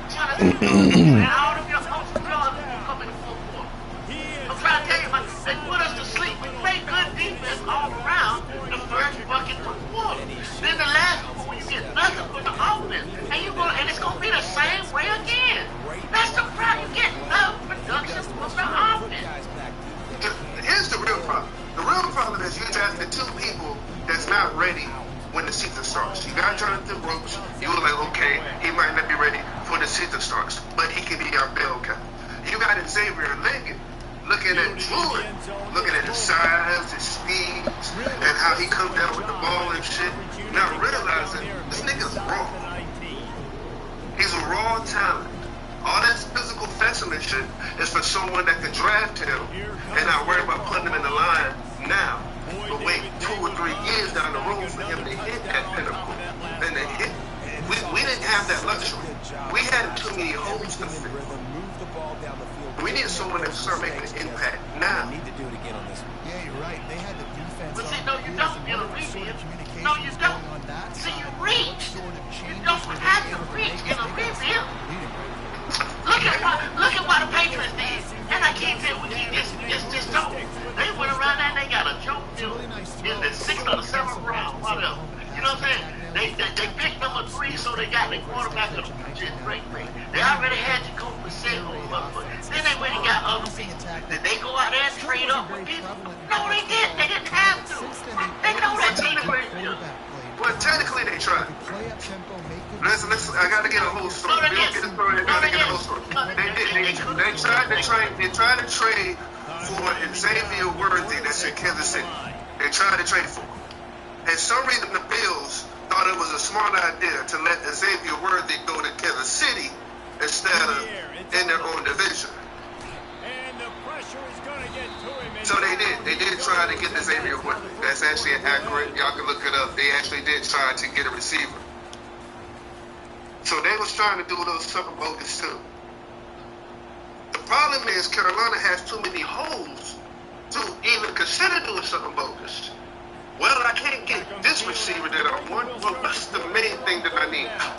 I don't know. A defensive back since Dante's not here and Jace Horn is never playing on the field. That sounds like a smart investment. Well, the center I got don't even play center. So maybe I should get Powers right here and put him on center because I don't have an actual center. That sounds like a good investment. Hold on, why are we panicking? Why are you panicking? I'm not panicking. I'm not panicking. Let me tell you what I'm not panicking about. Because on a lot of things is I just see things in black and white. We're not going to be good against the pass. It's okay. I do feel like we're going to be much better against the run. I will say that now, so when it happens, everybody can say like Big Mike said shit's perfect. You right there, my guy. How did he not pick it? He's right there. Big Mike, sir. I want to make sure I respect you. You know what I'm saying? I respect you, man. I really do. But I want to explain to you, brother. You do not understand that it's third and second string. Probably people who probably won't even be on the roster of those playing last night. Why are we panicking? I'm not panicking against that, brother. I pay no attention. It's just it don't matter. That's what you're going to say.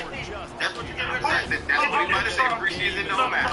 I'm sorry. Don't pull the cart before the horse, Kendall. You know I respect you, man. I really do. You know you one of my partners, man. And trust me, man. I'm not saying preseason don't matter, but I will never in my life say no crap like that because it actually does. It gives you a chance to go ahead and trim the fat on that roster.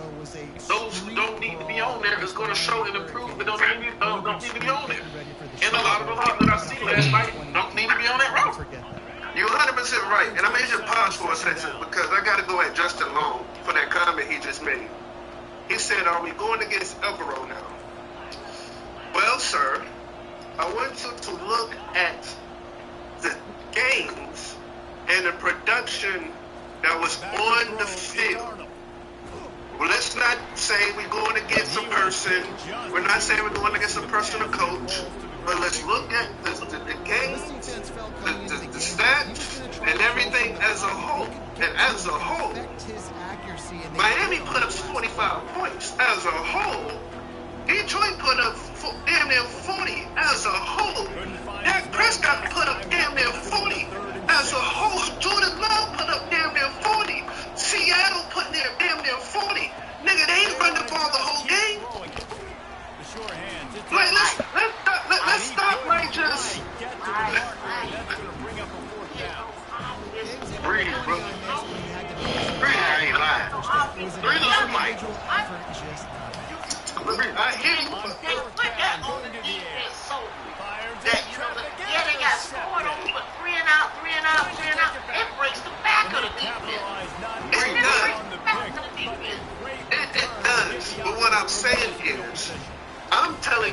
from this data point, and then y'all can go after this, that we don't know what the fuck we have on either side of the ball. You're right, we don't. I agree. So we gotta stop hanging the helmet on that we did this good last year. You don't have enough proof to know that we did that good. It's not. All it is was developments and the stats. There's developments in the scoring column that show that we wasn't a good team all around. That's the only thing we know. That we can't get no fucking worse. I know this. Last night against Oakland said that Drake made our defense hit. Right? With what was out there? Derek Brown wasn't out there. J.C. wasn't out there. Davion Clowney wasn't out there. And a caster up. You know what I'm saying? Those twos and threes or whatever, whatever on system. Hey, now, on the offensive side of the ball, and when we ran that ones or twos or threes or whatever, I didn't see the offense no cut. No, I didn't see no system. I didn't see much of nothing. Man, done. Canales said that you would have been able to see all that with game one. I didn't see it. He went to the point and said that. I didn't say it, he said it. Bullshit. He said you would be able to judge this team based off of what you see out there. Because Jack Plummer had a strong arm and he makes his reads and he can get out here, read the field, and run the offense. That's what that motherfucker said. Look, I'll be real with you. I am 100% behind Dave Canales, but when he said Jay Plummer was going to be decent, the first thing I said was, who's he lying to? But well, guess what? That's all. And I go ahead. You don't believe any of that shit right there. Like, everything you just said went right out. So you need to say that shit again. Here comes the Sooner offense. Nobody believes anything Canales says right now because he seems to be a habitual liar. No. Look at that. All that happy-go-lucky shit ain't moving me. Look. I ain't gonna lie. I really like Dave Canales, so we gonna be on the separate ends on this cue. What you like about it? What you like? What a nigga look? What the fuck is it? He ain't did shit yet. What the fuck do you like about him? Listen, let me tell you what I pay attention to. You gotta be the 20th motherfucker I heard said that shit, and nobody can tell me why they actually like him. I'm gonna tell you why I like him. It has nothing to do with what people are stumbling over and talking about. He's always positive. That's all good and shit. But let me tell you what I like about him. When a motherfucker don't have him beside him, I see a different player. Last year, I saw Geno Smith without Dan Canales in his ear. Geno Smith did not look like the same Geno Smith that was a Pro Bowler a year ago. He didn't. Now people can say whatever they want to. Geno Smith's numbers cut dramatically when Dan Canales was not in his ear coaching him up. Like, dramatically. And the thing is I see this a lot in the NFL. An offensive mind coach or offensive coordinator or quarterback coach, they go somewhere else and you don't see the same that you saw in the play that started. And I'll give you another example.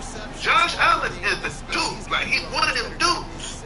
But when Nabo went to the Giants and Josh Allen stayed, Josh Allen didn't look like a man that could challenge Patrick Mahomes and knock him off the throne. Stephon Diggs' receiving numbers dropped drastically. All of a sudden, it looked like he couldn't get older. It was a total different version of Josh Allen. I saw a total different version of Geno Smith. When I started seeing the coach not be beside a certain player, and all of a sudden that player fails, I'm not worried about what the man says in the office as much as when I'm seeing when the quarterback leaves. So he took somebody. He took Baker's right, Mike? What up? If Baker Mayfield comes out and look like shit this year, then you will be absolutely right. And I 100% believe he will.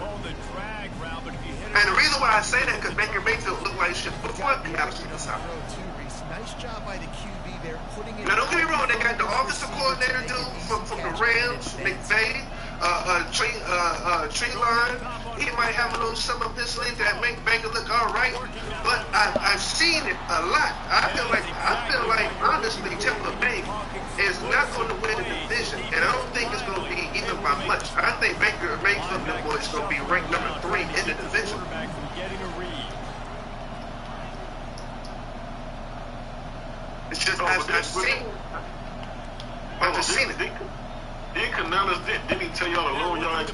for this team. And we're supposed to. As a fan base, we're supposed to be patient right now. Well, how the hell they doing that? We got people who got us winning the Super Bowl in 10 games, in 12 games and shit. All the people saying that. Matter of fact, that's the reason I jumped on this bitch, because I saw that crazy ass shit said. Oh, you saw that? Ronnie with the 10 wins? Yeah, I had to jump on this bitch and say, what is he talking about? Pretty quick, as of lately, there's been a bevy of fans that's saying we're going to win 10 games. We got people saying that we're going to the Super Bowl with Super Bowl crown. Well, we got a chance to make the playoffs. We're going to win the division. We don't, they called me a jackass because I said I just don't see it with Canales. I don't see it with this team and this talent. Wow. Yeah. Oh, wow. Can you put a name on that? I just told you one. Ronnie asked in the chat. Ronnie, whenever you get a chance, bring your black ass up here. Hey, bro, you must have fell above your head, boy. you just out here saying shit, huh? Petey, you missed the last 3 shows, nigga. Ronnie been in this motherfucker going bright. Oh, no, he didn't. I know you lying. And Ronnie even told us that Plummer was gonna run Canales' system. You see how that shit looked last night? He sure did ran that ball loose. See, look, anybody, I literally said, there was a poll that someone it was like, yo, how many points we think we're gonna score? I said 0-7. I didn't see us scoring at all last night because I knew that both these quarterbacks that was coming in ain't shit. The cylinder didn't click until like 4th quarter, until about 2 minutes. Like, I knew that this was trouble. And that's why I'm not big on this preseason game. Y'all lying. I don't believe that as a Panther fan. Put the S on the chest. We as Panther fans gotta come out here and believe these boys are superstars. I don't know what y'all talking about. These boys are superstars. I said a lot of players I feel is not up to par. A lot of these players I'm like, yo, I don't know what people keep seeing in them because I don't see it. We start reaching for other talent, you know what I'm saying, in other places. And then you have to settle for some more talent in some other places. And then end up maybe say that one talent that you got didn't work out, or like with us and our system, we done had 3 different systems in the last 5 years. So now, let's say somebody like a Parent Ball. Let's just start with that. You know what I'm saying? He's been here 4 years. He's perfect as them. He gets hurt. They coach blackballs him. You know what I'm saying? Yada. Goes down the line. Now here 4 years later, we sitting here with a guy who don't care. Basically because you got Mingo, him, and hell, whoever else, that's the same type of receiver. Or what, you know, whatever. We did the same thing. We started here with YGM for 4 or 5 years and did the same shit with him. There's a couple of motherfuckers, you know what I'm saying? A lot of them have done left. Guys that like they're going somewhere else, and gonna blow up. Whatever. But until we get a coach in that's gonna say, hey, this is my team, this is what I need, versus a yes man or some happy-go-lucky motherfucker. You know what I'm saying? We're not gonna establish a culture. We're not gonna have nobody here that's gonna be able to build a team. It ain't gonna happen. Start the quarter offense about to snap. It ain't gonna happen, y'all.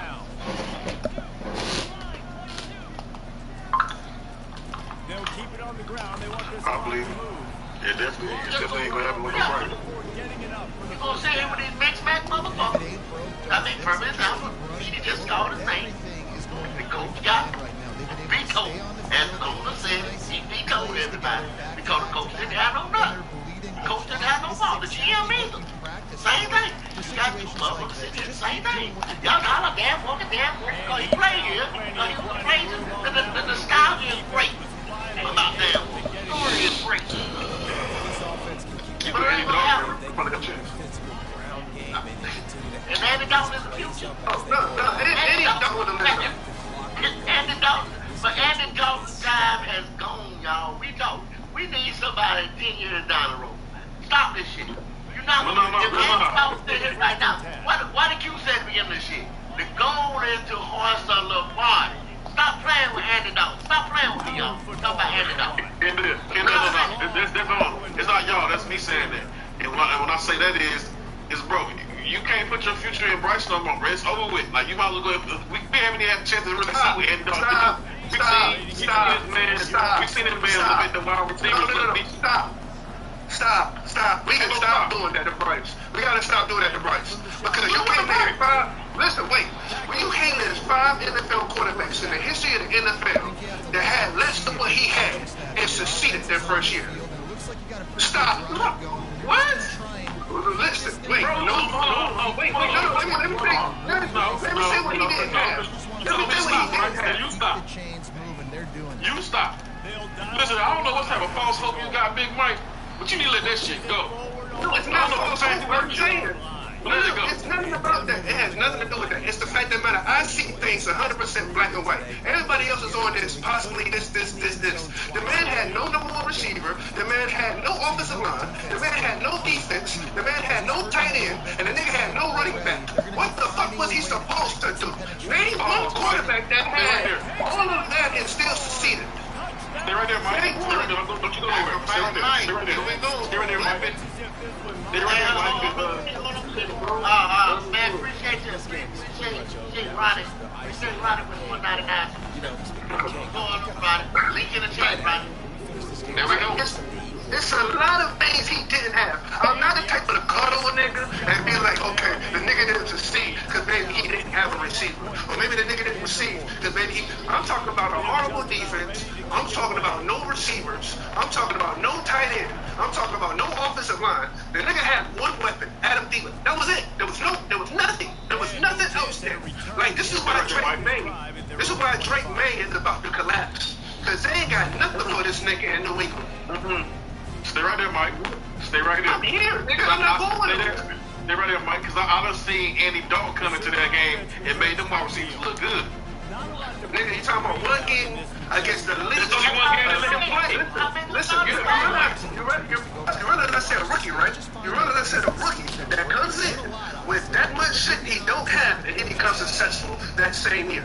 That's the question. Is there a rookie that had no offensive line, no number 1 receiver, no top 15, top 20 tight end, no top defense, no good running game, and actually succeed? Name one quarterback that had all those odds and came out showing his Mike. Trevor Lawrence. Trevor Lawrence had none of that shit. That nigga had none of that shit his first fucking year. Mike, you know historically, quarterbacks take a step back the second year because they There's no look, I'm not saying that. We've seen times where that rule's been broken too. One of the best ones is Jared Goff. He had absolutely nothing to go in the first year. Second year, Sean McVay came, Jared Goff took off. What I'm saying is, for a quarterback to have absolutely no offensive line, no tight end, no receivers, no top running back game, and no nothing, and succeed. And Trevor Lawrence was garbage his first year. Are we kidding me? No. His fucking coach was at the fucking bar dancing with pussy instead of getting the fucking coaching plan together. Stop that dumbass shit, man. Okay. Grown-ass man, Mike. Put that pacifier there. He a grown-ass man. Okay, wow. So we can give Trevor Lawrence the pass because of his coach. But we can't say maybe the nigga Bryce Young just didn't have anything last year. Nigga brought Tim Tebow as a fucking tight end. Tim Tebow. We never seen that back up at that year and run the offense officially. Throw for damn near one of yours. We seen our backup come in and throw for one of yours on stage crack. We seen that. We're the same everything. Listen, the question was, they were rookie that had less than Bryce that came up as a senior. Lawrence. I don't know if I call that one dog. But I'll give you that. You said name a nigga. I named the nigga who had less than him. Terrible offensive line, no weapons, a coach out there who wasn't worth a flying fuck. Didn't have anything on defense that year. Come on, wait. Trevor Lawrence had a number 1 receiver, didn't he? Hold on, wait. LaVisca should know. No, that wasn't Trevor Lawrence, the more receiver when he first came in. Hold on, let me think. Somebody like that? Juju, I think it was. He just got cut for the face. No, it was Juju. Juju went to Pittsburgh. No, he trying to talk about that nigga from Atlanta, Calvin Ridley. Calvin Ridley came after the fact. No, that Came after the fact. That wasn't his. That wasn't his. It wasn't his rookie year. He didn't have shit his fucking rookie year. Hold on. I'm We just gonna get Justin Blackman? Justin Blackman wasn't shit. I'm just trying to think here. I'm trying to make sure that, you know what I mean? Because there's a 100% chance that you're right, my guy. But Nigga, I know right. Nigga, don't yell at me. I told you different than everybody else. Don't you yell at me? My bad. I got aggressive. I got something I got aggressive, man. My bad. I got to put it down now. My bad, cuz. I'm sorry, man. Come on. Trevor Lawrence did look better than Bryce's rookie year. I give you that one. But we can't. But as we said that one, we also got to think about there's so many that didn't. Like there's so many that came into a fucked up situation. Like right now they talking about Justin Fields taking over at Pittsburgh because it looks like Pittsburgh will be way better than whatever Chicago had for him. Because when Justin Fields got to Chicago, he had nothing. Justin Fields came to a fucking situation. We keep hearing the same argument. So Damn. we all agree that this year right here, there's no more excuses. That's all I'm There's none. There's absolutely none. You can't buy the niggas excuse. Okay. Because I'm You tired. can't buy one. Oh, what happened? Just let this year right here play out. Y'all ain't gonna hear me that much this year. Other than after the game this year, I'm gonna let the motherfucker play out. I'm tired of all these excuses. I'm gonna hear from Go. Go gonna be like, is this what you was talking about? I should take my phone. That nigga be like, is this what you was talking about? I'm not gonna even reply. I'm just gonna be like, yeah, whatever, nigga. Shout out to Justin Long, boy. That's a hell of a comment right there. What do you say? So hold on, Mike. Go ahead, Petey. Go ahead. So Mike, so what game do you just do at 2 or 3 games? When do you just solidify that? All right, he ain't shit. When you just go ahead and just take it, just like realize that he ain't it. When do you realize? Is it game 5? Is it game 3? Game 6? When's up about? When's up about? Welcome everybody, and we are We just played for the Cotton Bowl. It's like week 12, I think. It's like week 12, week 13. Yeah, we got late out. Matter of fact, We'll have to eat all that. season, but can be We'll a have to eat all that. springboard into Wow. next year. Mike, Right before Kansas I'm gonna City. do this, Mike. I'm gonna say Who week is that again? week 7. On the 25th ranked team in the land, the Mike, U.S. you do realize you had 16 games last year. College football. They're already saying those 16 games don't count because they're looking at him as a rookie this year. Guys, we are Because he didn't have shit. So once again, where are we going with this nigga, man? Listen, week 7 gives him 6 games, right? 6 games with him and his offensive line and all his players, but then it gives him 3 weeks with Jonathan Brooks. At week 7, Come on. it's either kill him team out there ready to tee it or up and get he's got it. So you think Jonathan Brooks gonna save this nigga? This man who lip around on one goddamn foot is gonna save this boy. Yeah. Listen, look, I don't know if anybody, maybe it's just me that's big on Jonathan Brooks. Jonathan Brooks is about to be a top 3 running back in the NFC. Man, we're good. I'm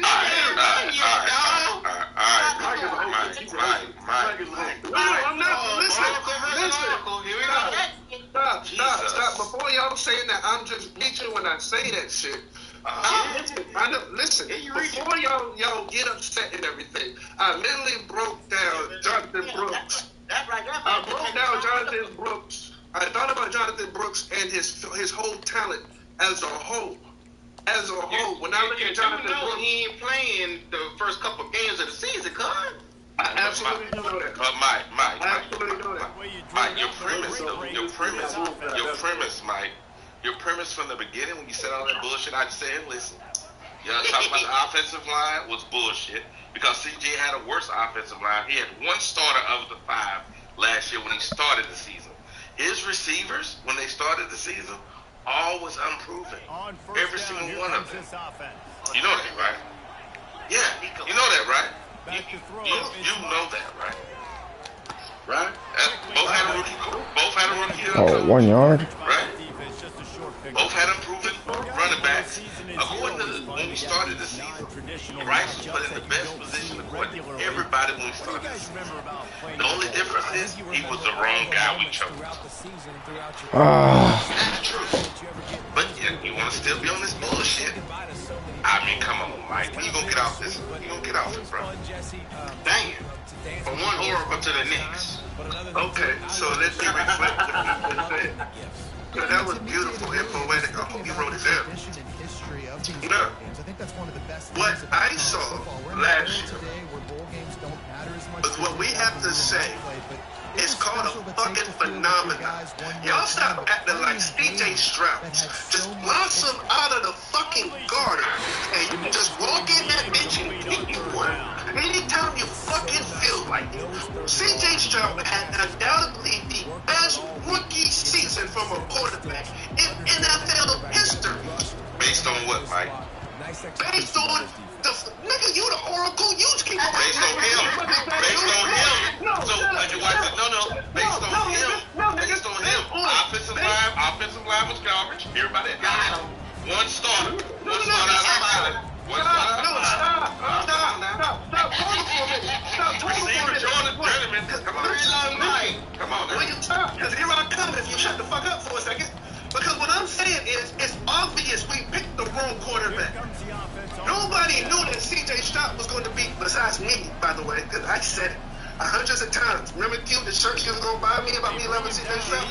Yeah. I saw it. I took a regular schedule programming. But we got to understand, CJ Stroud was just the best rookie last year. He was the best rookie quarterback that we've ever seen play football. That's one. So we can stop acting like CJ Strauss is just out here growing. Some niggas have it like that, and it clicks, and that's who the fuck they are. We saw it with Cam Newton, we saw it with Andrew Luck, we saw it with RG3. We saw niggas just come out the first Justin Herbert first year, they already fucking got it. But some of them take a little fucking time. Dak Prescott was not Dak Prescott until years later. Jalen Hurts wasn't a Super Bowl contending quarterback until years later. Josh Allen was not Josh Allen until years later. That came out the gate swinging, dog. Those type of guys have to have other players to elevate them. They don't elevate teams. I got you. You gotta understand, there's only 5 quarterbacks in the whole league that elevate the whole team. Stop reaching for something we probably never gonna get, is what I'm saying. Nigga, talk about reaching. You said we got a top 3 running back and the nigga on crutches. Damn.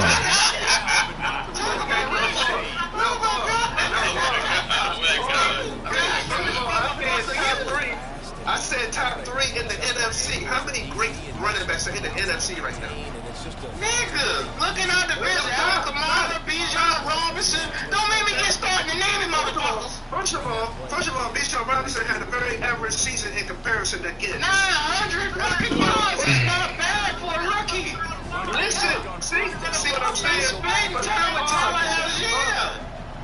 Okay, but what I'm saying is that line is not too hard to cross.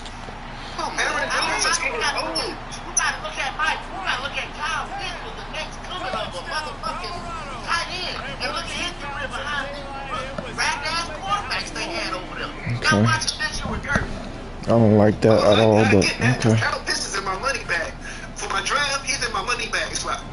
He is 100%. But what I'm saying is what I'm trying to tell you guys is there's not a lot of great running backs. I don't know what y'all say about Alvin Kamara, but Alvin Kamara is falling off. Have you paid attention to the last 2 years? But I'm saying right now, Pitts is not better than Kamara right now. That's not what I said. I said within years, he will be the top 3. No, you did not say within years. You just not sneak that. I said in the future. You said by the year. You said by the year. It's going to be a top. Not what I said. That's not what I said. I said in the future. That's what you said, Mike. In the future is what I said. We wind the tape, nigga. We being recorded right now. When everybody get off, we wind the tape. I said in the future. I said in the future, he will be a top 3 running back in the NFC. Okay, his last year in the league, Mike. Come on. Qualify this. Again, I said what I said, and I stand on it. It doesn't fucking matter. I said he will be a top 3 running back in the future. Oh. That's what I said. But everybody else. Y'all want to shut the fuck up. How much money y'all want to put on this? I'm telling you. Illegal 4 pass. How do y'all want to do that? Money, let's get done. Damn, All right, now we talking. What's the bet? No. What's the bet? We're going to do this. What's the bet? End of the year, next year. I'm done. End of the year, next year. If he's not a top 3 in the NFC, $500 to who will take the bet? I'll take that bet with you, sir, right now. He would not be top 3 in the NFC. I can guarantee you that. Damn, bro. We're not there, Q. No, go. You didn't say nothing. You're not splitting nothing. You get nothing. Not even a savage. You. I'm gonna spend your car payment money. I'm gonna spend half your house though on good steak. Goddammit, I'm gonna get a $500 steak. I'm going to salt. You know that salt, nigga? That salt, nigga. I'm gonna let him put salt all over the goddamn food, girl. And I'm gonna go eat it with you. And I'm gonna go eat it with you if you're right. But when you're not right, and you have to hand me that, I wanted to make sure that we live when you got the cash in. So you would say, my Big Mike was right again. Because I'm telling you, nigga, act like I don't know what the fuck I'm talking about. You gonna take another 6-month hiatus after that shit there. I'm not. Okay, Mike. You full all this. Mike, hold on, Mike. You've been talking for a long time. Pull a holler in. Let us know. It's okay, Mike. We're here for you. We're here for your damn session. Get on the couch. Because obviously you need some counsel. Come here, we go. Obviously you made all kinds of excuses. I told you from the beginning, CJ had worse weapons, worse offensive line, but you said he's a generational talent. Nobody will just like him. But Bryce had decent talent. His offensive line came in last year ranked when left the season. It was a 4 or 5 or no, it was 6. But we lost two of the guys. Okay, we'll put him at 15. CJ shit was ranked up. CJ shit was ranked 28 when he came in. That shit's crazy. 15. And here's the funny part. Right now, this year, look what CJ line is ranked. I think it's 24, 25. Come on, man. You gotta stop making excuses. I'm not making excuses, motherfucker. What I said was, and I said it was, a lot of motherfuckers had less to them this season. Hold on. I got a super chat to get to. Hold on. Go ahead. Shout out to King JP. He said, funny how these surrounding talents, Clark, Sharp, Bozeman, Hurts, for example, excel with other quarterbacks not named Bryce. Where's my drink? Laugh out loud. Shout out to King JP, man. There it is. Shout out to the goddamn King JP. Thank you, Mike. Yeah. Go ahead. Now, if Sharp goes out there and he plays well in his new team, then what would the excuse be then? He get open. He's open all the time. Then what's the excuse then? Man, this is some bullshit. I just got a $500 bet with Mike that Jonathan Brooks is going to be a top 3 running back. You do realize he's going to miss the first 3 games of the season? There you go, now listen. I said by the end of next season. See? Pay attention before you talk about it. You said by the end of next season? Yeah, that's what they said. He said next season. Yeah. You wanted to sit a whole goddamn season? Pretty much. You thought I was going to see that bet when he's missing half the season? Mike, think about the bet. Even if he does play fully healthy next year, you already putting him ahead of everybody in the NFC. I think there's not too many good running backs in the NFC.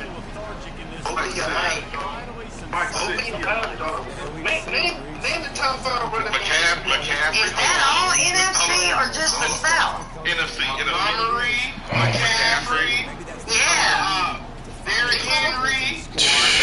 Barkley, right? Barkley. Nigga, Derrick Henry in Philly. Okay. Yeah. You said top 3. Them. No, Philly is Baltimore. No, Barkley. Saquon Barkley. Saquon. Yeah, there you go. That's 4 motherfuckers already ahead of him, man. He's not running fast enough. No. Can I talk? Okay. All right. Let me break this down. Jameer Gibbs and David Montgomery are going to share. Through the wrong button, man. Come on, you can't make these mistakes right now. That could be better than Brooks. He's not going to be able to show because he's sharing the ball. Christian McCaffrey, undoubtedly, 100% better. DeAndre Swift has not been that dude since he's been in the fucking league. And most of the time he's fucking hurt. So that's another fact. Saquon Barkley, behind that Philadelphia offensive line, I am counting him as a possible return to the top of the running back score. But besides Barkley and Christian McCaffrey, there is no guaranteed number 3 that's going to follow. And I don't know what the fuck y'all smoking thinking there is. Because if you watch football, you realize that all the ones that were really good, they're either sharing playing time, like Austin Eckler is in Washington, Jameer Gibbs with David Montgomery, or they're just not being exactly what people thought it was going to be. So you telling me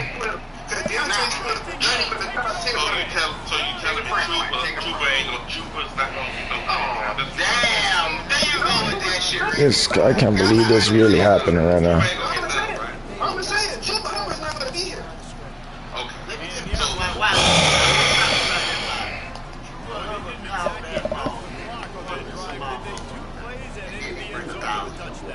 You understand what I'm saying? That's not good, Wiley. That's not good. He just had so many motherfucking licks at it. He just had so many motherfucking licks at it, Wiley, that it thought it was good because you're looking at it. Stop. Well, hold on. Let me say something. Hold on.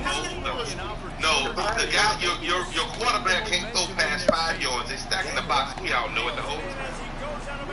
Every time I hand the ball off, we do this. It's the same shit. Why can't y'all see this? No, Baker was actually throwing the ball down the field.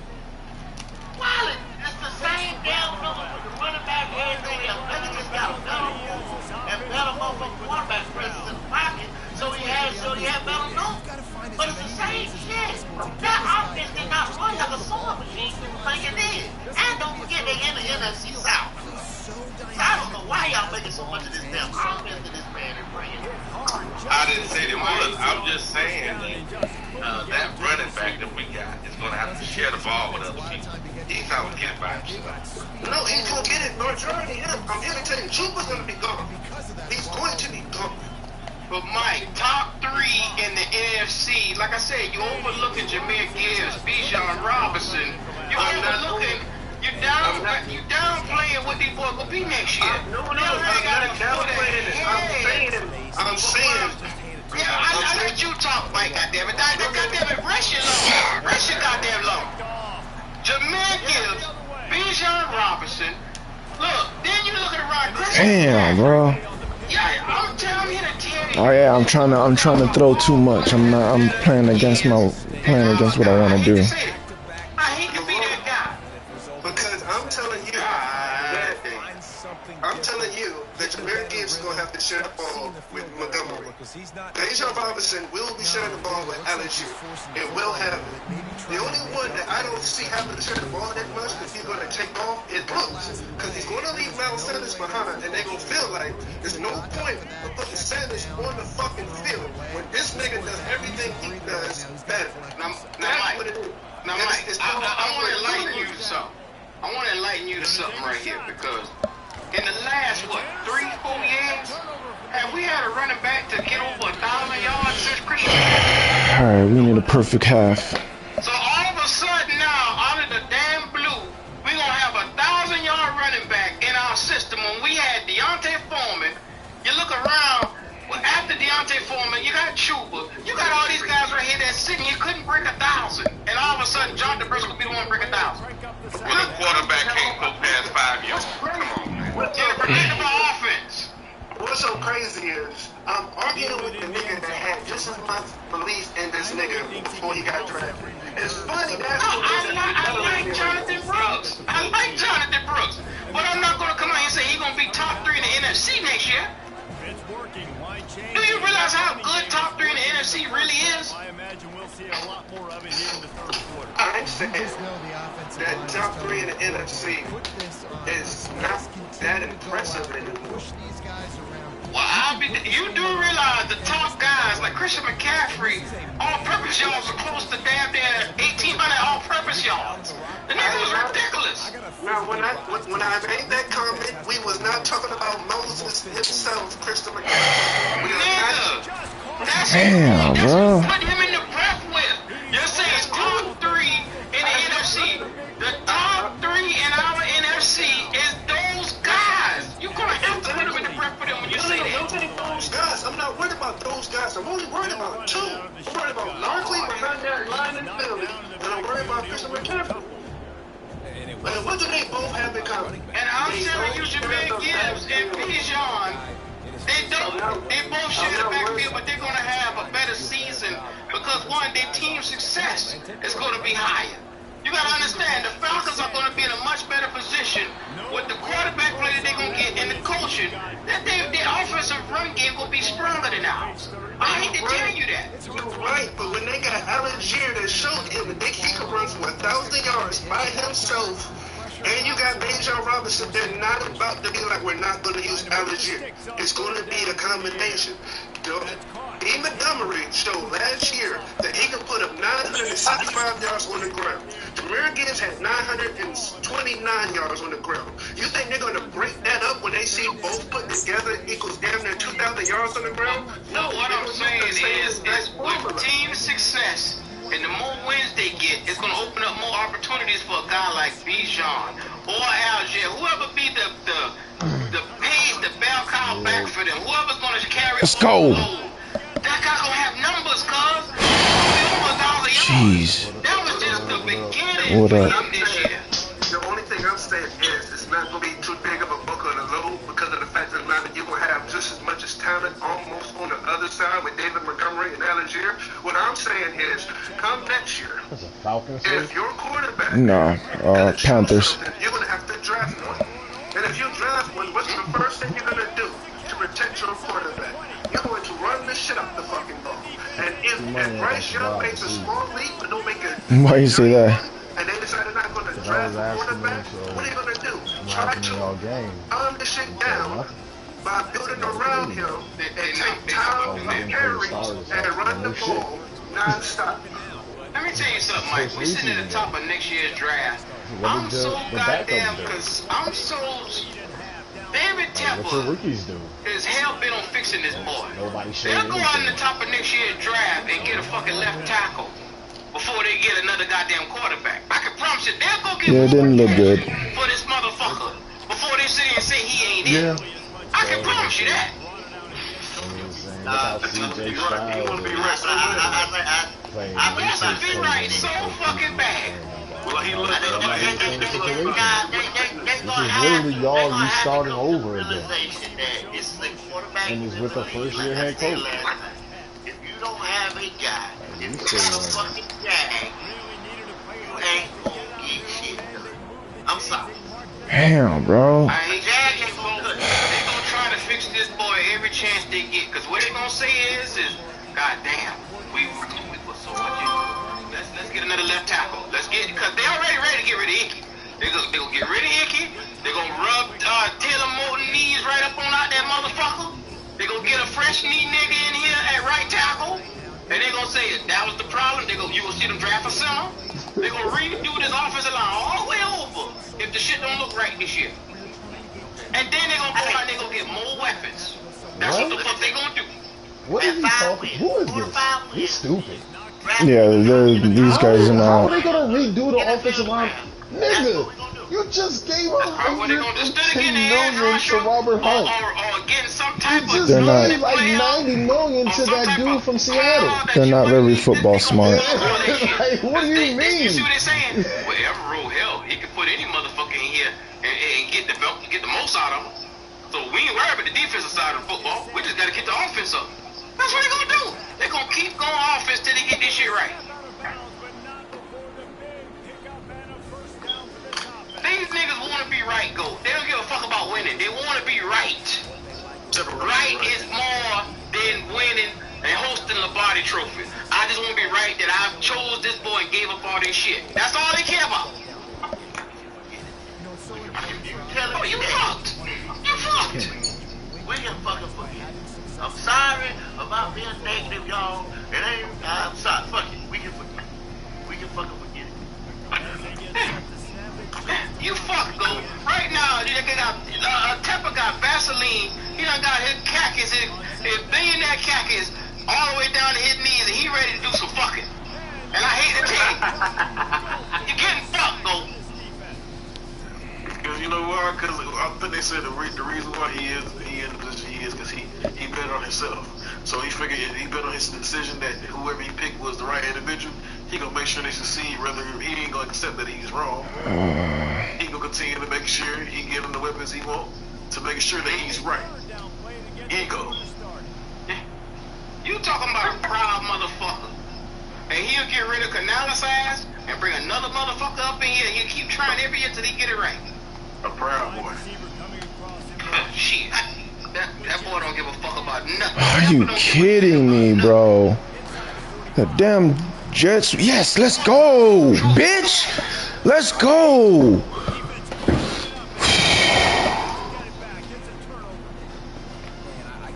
Hello? You alright, go? He coming down for a little bit.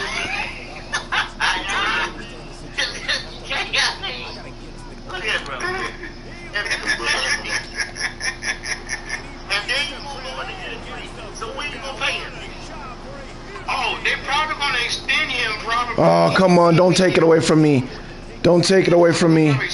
Yes, good. They're gonna keep putting shit around. They're gonna get another running back like Brooks is the guy right now. Can I get? I would love.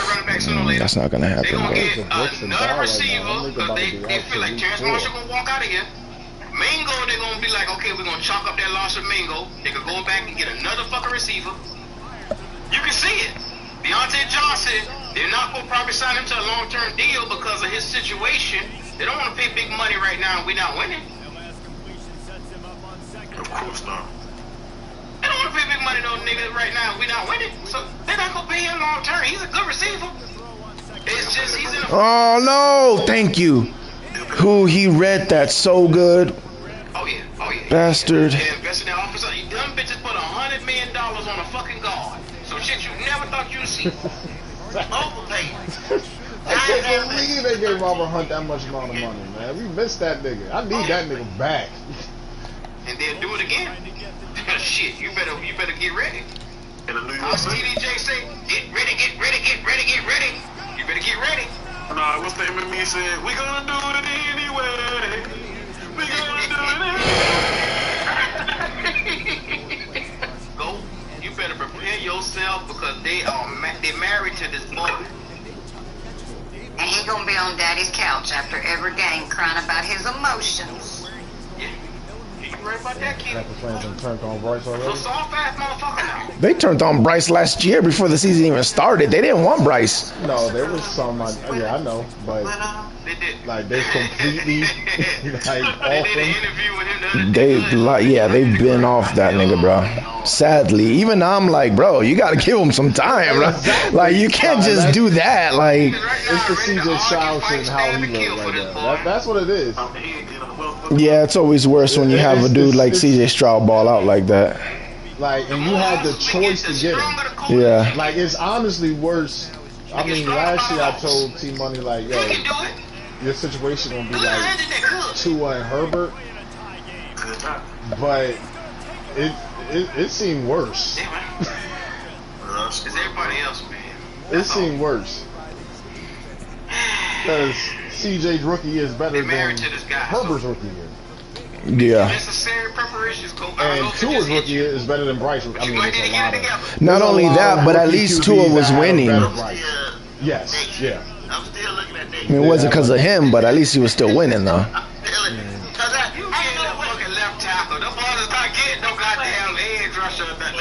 And not only that, but Bryce just had he had an all-time bad season for a rookie. Like he just had a real, and it's not. And again, it's not his fault. He didn't have any weapons. His coach didn't help him out. Like the O-line wasn't good. It wasn't his fault. Now, pick the quarterback goal. They're going to get the best thing to protect this boy. They get more protection, more weapon for this kid right here, man. That means almost 2 years in a row. 3 years in a row, you have picked. Why they acting like he don't need weapons? None of the wide receivers. What Mango had last year? I mean, Why they acting like they like 18 yards. he don't need Under weapons? 500. If motherfuckers I mean, can't have under 500 yards this year, bruh, it's no need to pick another wide receiver. No need. That is a Why wouldn't you get another wide receiver? What the fuck is these niggas talking about?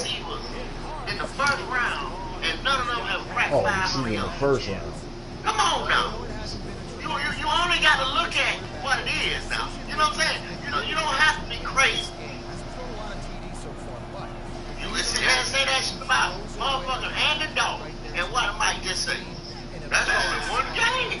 But goddamn, how many games it take for that man to run the offense efficiently? With the same damn. You ain't seen enough, man. You gonna get more of this.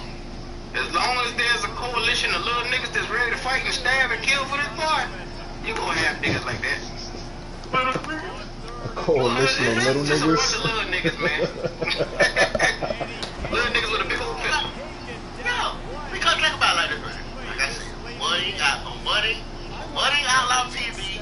We do racing and all that stuff. Like, please go and visit the channel and look at what's out there. But you gotta look at it like this right here. If I got a car and got a setup, and I've been running that car, I'm the driver, right? And I can't break a certain time.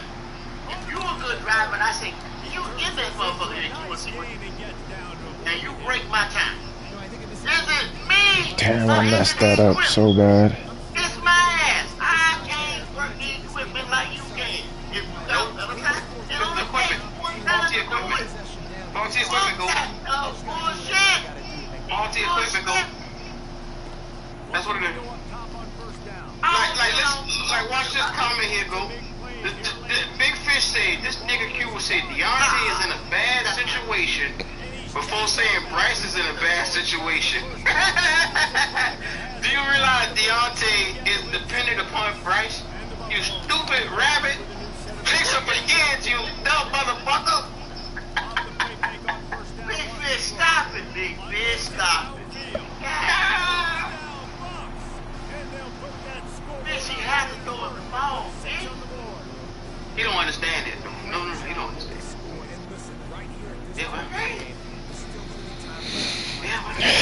I jacked that up. That's all I got to say right there. I jacked that up so bad. Oh man. I just felt like I had gas on my Alright, chest come on. today. All we need. This is all I wanted to do today. I couldn't get off work fast enough to come and holler at these niggas today. You know what I'm saying? Come on. Like this. Like this. That shit was Check that out. all the highlights of the Panthers and Patriots game was one game because of the Panthers. Showing us a game. And then motherfucker got on here last night. We stayed on here damn near 12 o'clock last night. And motherfuckers talking about preseason don't matter. Watch out. That's what they said. What? They think we're watching for the score. No, we're looking at the formations. We're looking at the situation that Canales was coaching in. We're looking at Plummer. We're looking at the talent. We're looking at everything. And we're saying the depth is not there. We're saying the talent is just not there for this team. The coaching situations was terrible. They're Falcons fans. Like, They I watched really Canales trying to talk shit to horrible back plays, and they won't. Nobody will acknowledge it. Go. Tell the They're man sitting keep here saying my his that mouth low. he called a good game. T Money said keep this team's name out of the mouth. Who, me? Oh yeah. He gonna do the same damn thing. That's what y'all gotta understand. Practice made perfect. Reps. There's nobody on a 2-15 team that's exempt to play in the first preseason game. Other than Derek Brown, maybe JC Horn because he's trying to keep him healthy. Nobody like that. Other than that, all these new pieces. To the rookies. Man, You shit. have to show salt. Let me read the super chat. Oh come on. King JP Shepard for that super chat again, cuz.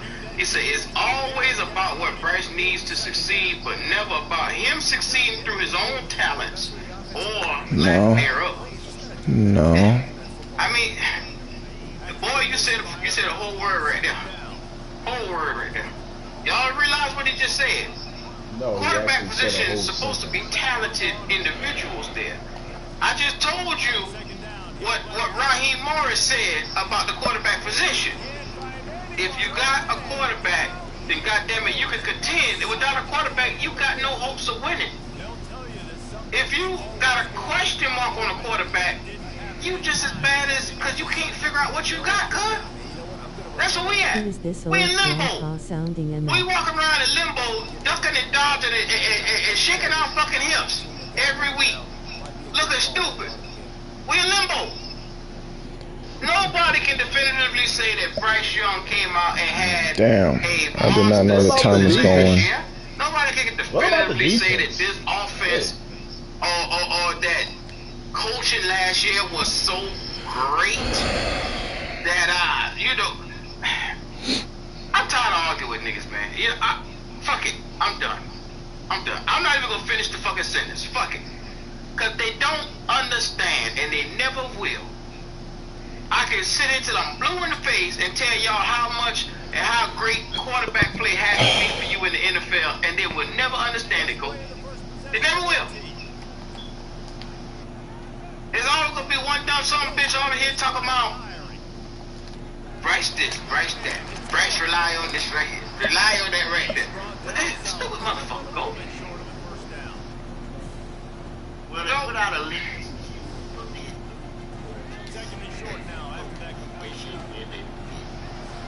And like you just said, number one, they got Raheem Morris. Number two, Mike McDonald. Took over Seattle John. Number three, Dan Quinn. Number four, Jim Harbaugh. How about that? Number five, number 8 now, Antonio Pierce. Number 6, Ryan Callahan, Tennessee. Said, oh yeah, I'm gonna come to Carolina. No, Tennessee job come up. Let me bring my ass over there. Fuck y'all. Ryan Callahan. Gerard Mayo, who played last night. And then rounding off the 15th bottom of the list, Dave Canal. Because why? He says that the offense needs to integrate big play potential.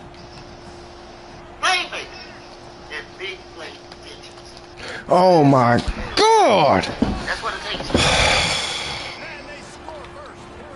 This is not my list now. Like I say, in every list that you always read, Carolina Panthers are last. They ain't last, they're next to last. Because ain't no motherfucking talent. Why is that so funny to me? The last or the next to last, huh? It's so. Damn right. If they ain't 29, Well, the Panthers are in a bad spot, yo. Oh, yeah, at least we're not last. At least we're not last. At least we're 29. You draft your way out of this. Tampa, your motherfucking expectations. It's loud now. You seen it. You done seen it. And the thing is, they can see it, you. We done said it here. We done showed them people. Share the screen, show them. Nah, that ain't true. You're looking at it in the wrong context. Or whatever. Y'all see last night. Stupid son of a bitch. Ain't no way you gonna hide next week now. I wanna see what y'all gonna say Saturday night. Hold on. Looking to throw its mark. Throws to the tight end. Touchdown, Trojan. They got it in the end zone. Now a decision to make with the point after. The defense just lost track of it. There's no other explanation. I've got to assume they knew he was in a... Let's go for it all right now.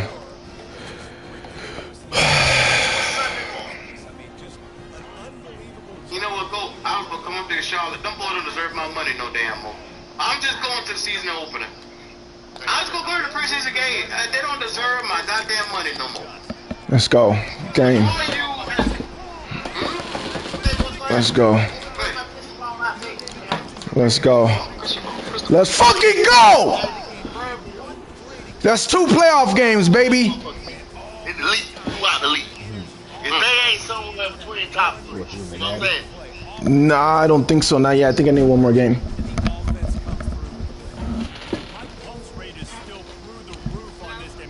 Are you done? Because I'm playing the game. Oh, well, you know now. All right, so are you going home or what? It doesn't matter. You want me to get the breakfast or are you going to get the breakfast coming? Okay, well, then I'll get the breakfast. Okay, well, tell me when you get out of the store.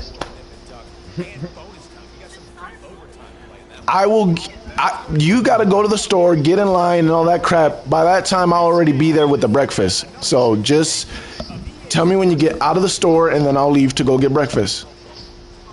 Bye.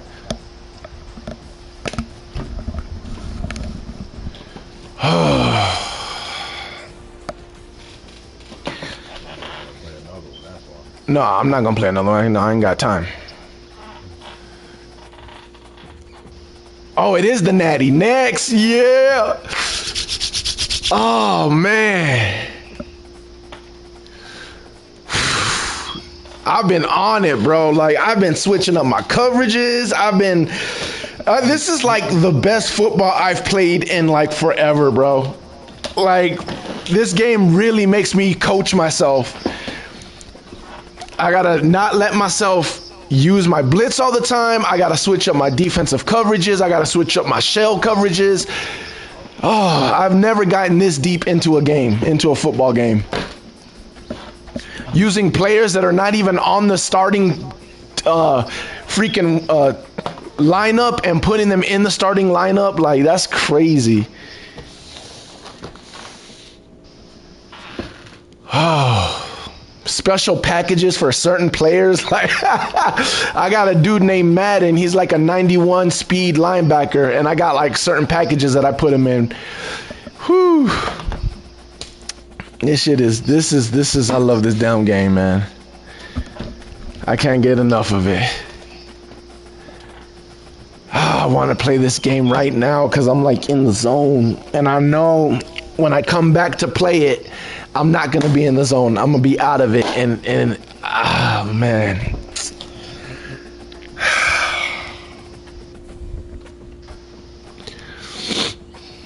It'll sit here.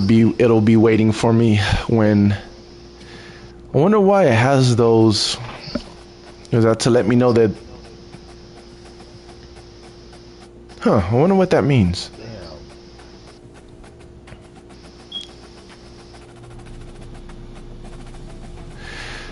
28-7 was the first playoff game. The semifinals, I won 29-28. Season record is 10-2.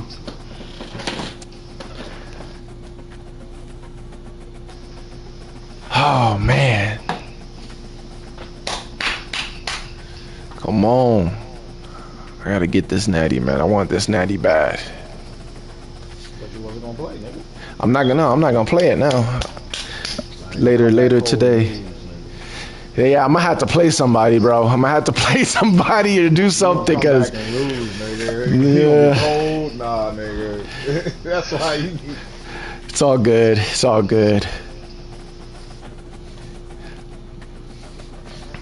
This shit. I like how they did this though, cause they made playing online like better than just winning your win and loss record. You know what I'm saying? Like, your win and loss record's cool, but how many natties do you got?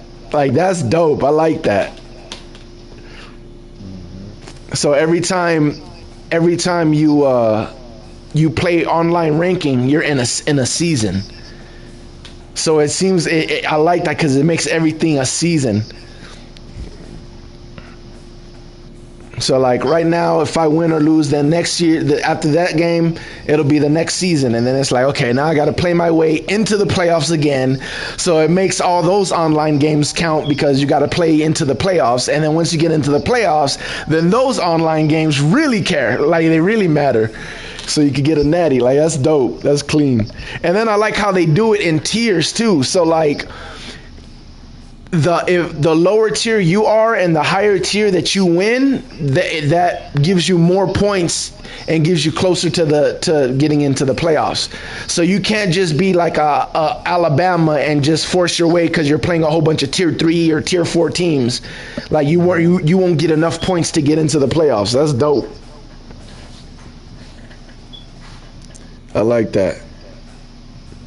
So like, I'll have 2 games left, and then I'll play a tier 1 team. So if I beat that tier 1 team, I'll be in the playoffs, and then I'll have 1 more game left, and then I can lose to whoever, and it don't matter. I'm still in the playoffs no matter what, because I accumulated enough points.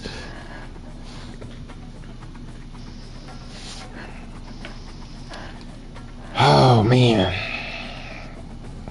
All right, let's finish listening to these guys. Okay, so what happened with the Falcons? I mean, the Falcons didn't do bad. Why are you trying to talk shit to the Falcon fans? Because you get ready to face the Jets come next week. You know what I'm saying? If you ain't do nothing but get a formation together, you should have used it against some type of competition. That's one thing I was trying to get out last night. You should have just some type of warm up, tune up, loosen yourself up, stretch. What the fuck else?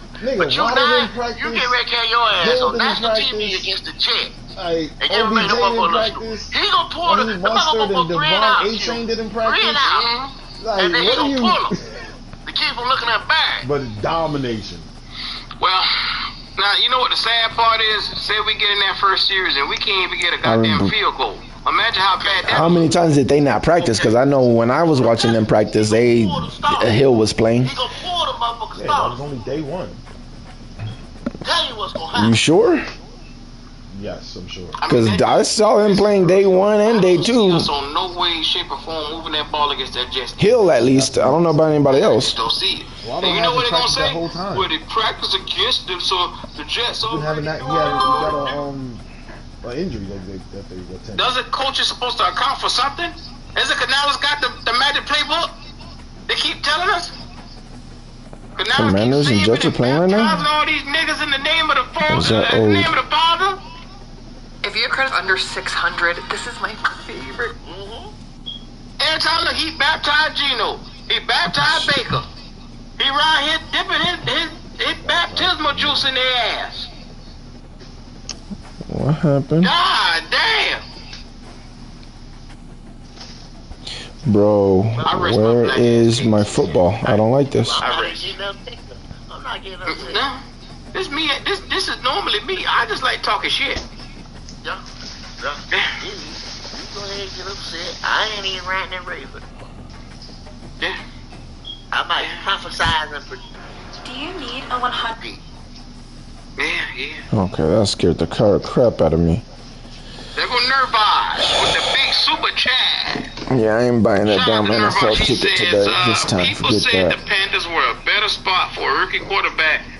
Before last season started, the Texans were a worse team. This is crazy, bro. I literally got an app that gives me all the free sports. Like, that's crazy. Better situation. This is The Dofu Sports.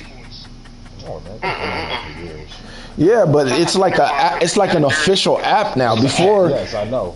I've had the app for years now. yeah, no, I've had the app, but it's like an official app. Like if when you search it, like it shows up. Before I had to like have like a special link to find the app to get it. Yeah, you used to have to go, just have to look for Doku.com and go to their website to find the game. They've had an app that you can purchase in the App Store for a couple of years now. Yeah, I know, but the app wasn't official. Like you couldn't just search Dofu and find the app.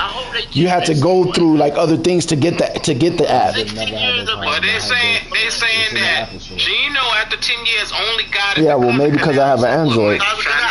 But now it's like an official app. Like all I gotta do is search Dofu and you just find it. And it's like, okay, there it This is. is the thing with Bigger Me. It's like free sports. Like that's just crazy. It was Now on Brad the is Android too. No, the app was on Android, but it wasn't an official app. You couldn't just search it. You had to like When are you talking about? I don't give a fuck with nobody. at least How long? But if he comes maybe 3 or 4 years ago. then I say, okay, the there's last some 3 validity years. to what y'all saying. They've had an official app. Yeah, That's what I'm saying. yeah. Like years ago, yeah. But the last 2 to 3 years, because I've been using it the last 2 to 3 seasons. Yeah, I know. I'm just saying I can't believe it's an actual official app. I even watched the boxing match from this past weekend with Travis Crawford from that shit. Yeah, you watch everything through it. But I'm just like, I'm shocked. How is that not taken down? You know, like how is that possible? I guess. Yeah. Because again, I mean, before they can't take the app down. They just gotta stop the streams that they're streaming from. Like you can't stop that app from being an app. yeah, that's another thing. They used to stop the stream a lot. Now I don't get the stream. Really? It depends. Like I have to like if we're doing football, like maybe the first quarter. If Baker I'll have to go through a couple of apps because they'll shut the app down after 2 or 3 minutes. Because like I said, once the second quarter starts, I don't really have to do that once I offensive find coordinator another coming in. But if he Yeah. gets around 38 to 39, Yeah. Once a link is shut down out of that one link, they'll put another link up in that same link and so on and so forth. Yeah. Eventually, because like, he could go the shit up just and stays down up. by I at least don't 400 have to a problem 500 with it. yards based on new people the coming in. Thomas Crawford shit, I So think I'm I not have to gonna like even- go I'm to not 2 even different tripping over links that. from it. And then after that, Now, if Baker Mayfield come out and he only give you 2,000 yards for the season, I'm gonna say, oh shit, maybe Canales was that nigga that helped him. There you go. Okay. If he give you 2,000 Who or gets something like 2,000 that, yards? with Mike Evans and all them boys right there, I don't know. I was listening to you. Now, Baker was it. But if he's still around, like you said, if he's 38, 4,000 or something like that, y'all can't look. Come on now, let's stop it. Because once again, Baker Mayfield was a guy in Oklahoma, a guy in motherfucking Cleveland. Until all that turmoil and all that bullshit came along, him, Odell, and all them motherfuckers, all that locker room bullshit, and they said, "Come on, man, we just got to get rid of all this shit over here." And they seen Deshaun Watson, and they wanted to pay him that money, and they thought that was gonna work a little bit better. They took a chance in the front office. Instead of getting the Odell ass up out of there, who was wrecking their team and going on forward, they started to play Deshaun, and that bet ain't, or that money ain't coming to fruition yet. So it is what it is. Now Geno, don't forget, you act like Geno didn't go to the Jets his rookie year. The Jets now. Bad situation this year. Floated around the league for the last 10 years and finally got his chance. Gino was in a better situation than Bryce was.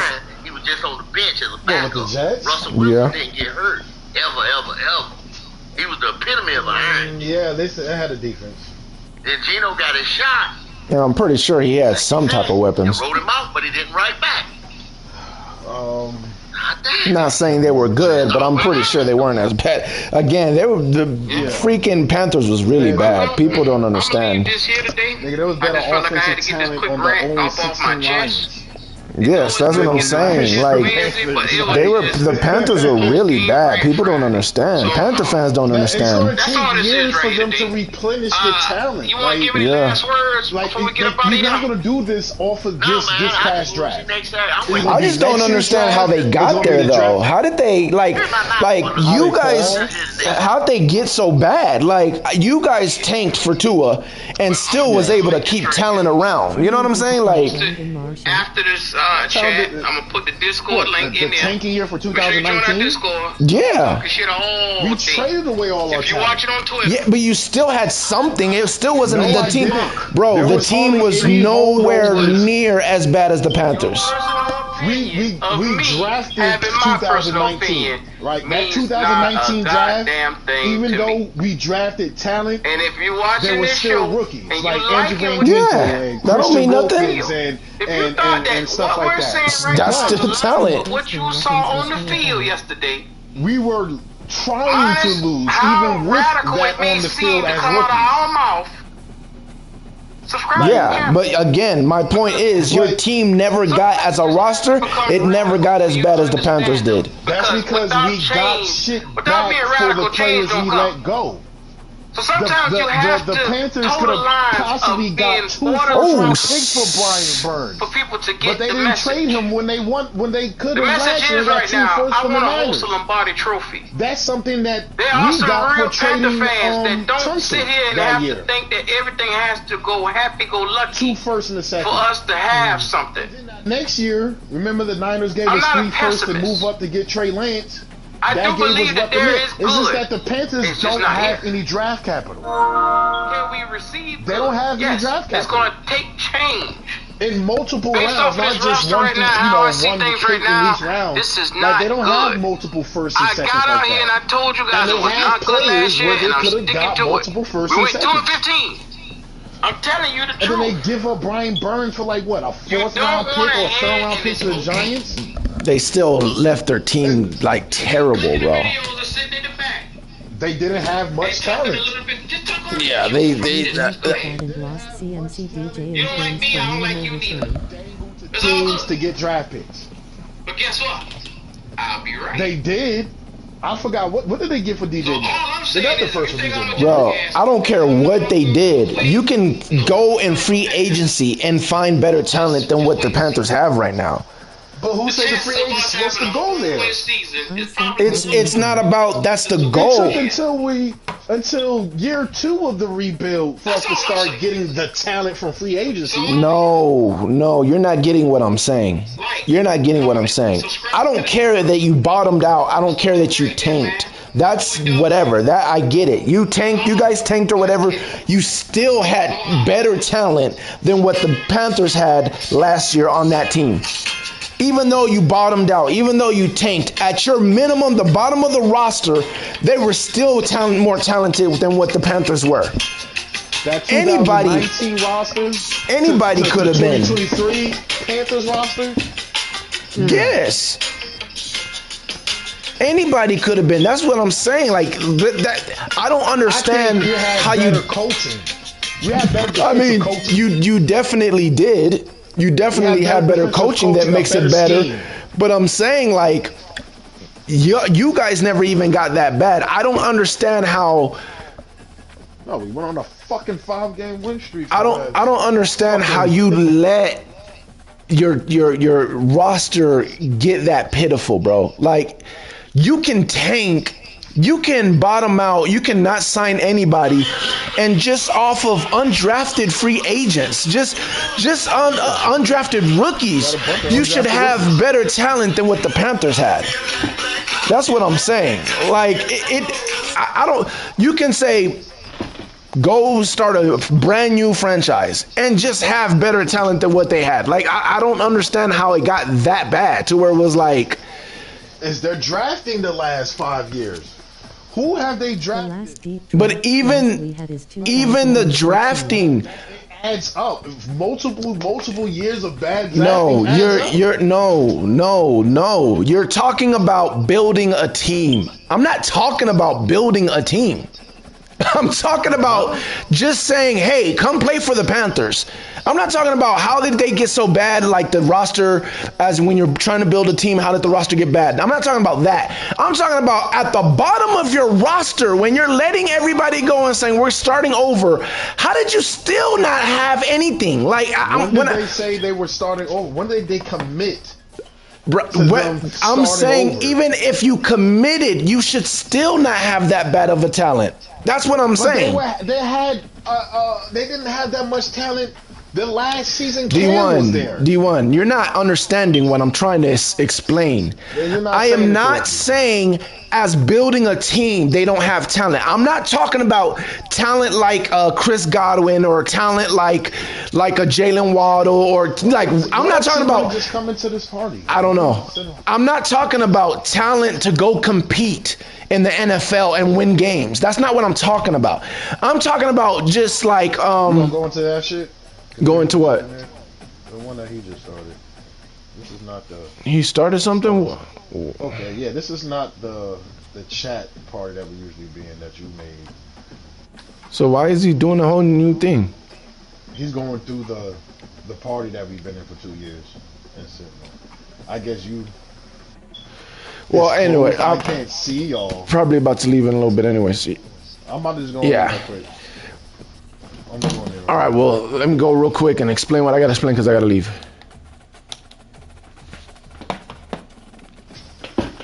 All right, well, let me go real quick and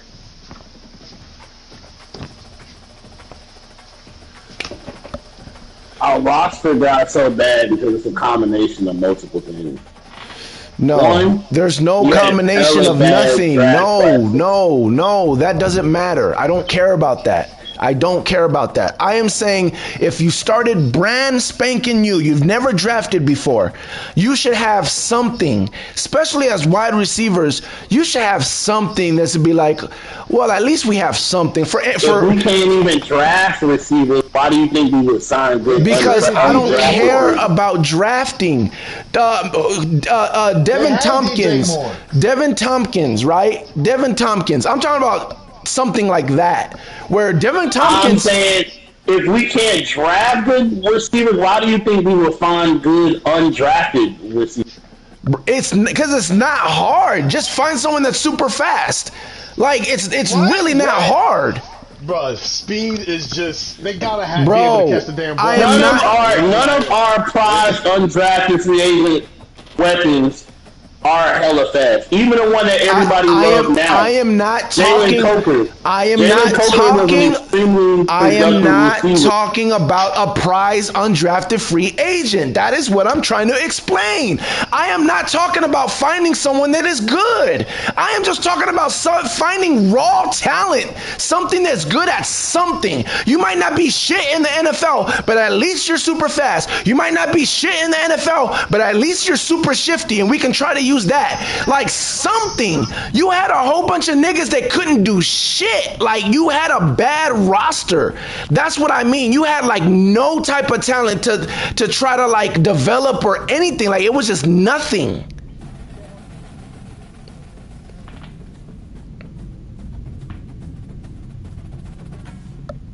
I don't know. It's supposed to be their wide receiver.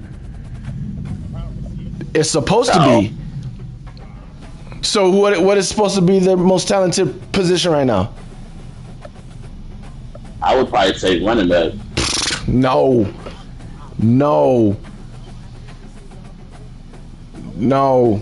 Chuba still ran for damn near 1,000 himself. No. And didn't start the year. Leggett is supposed to be your star wide receiver. He is supposed to be your star wide receiver. Nobody is saying the receiving core is the best part of our team. No, he said the best talent they have in the position. That's the wide receiver. That's supposed to be you have Adam Thielen and now Leggett. And you have Devin Tompkins. Deontay Johnson is better they have Devin Tompkins. Deontay Johnson is better than Devin Tompkins. How do you know that? Because we watched Deontay Johnson with the Steelers. What are you talking about? Oh, okay. Well, then there you go. Then how is that not supposed to be your best position? On offense? No. On the whole team? No. How is that the whole team? How is that not supposed to be your best position? I would say the O-line.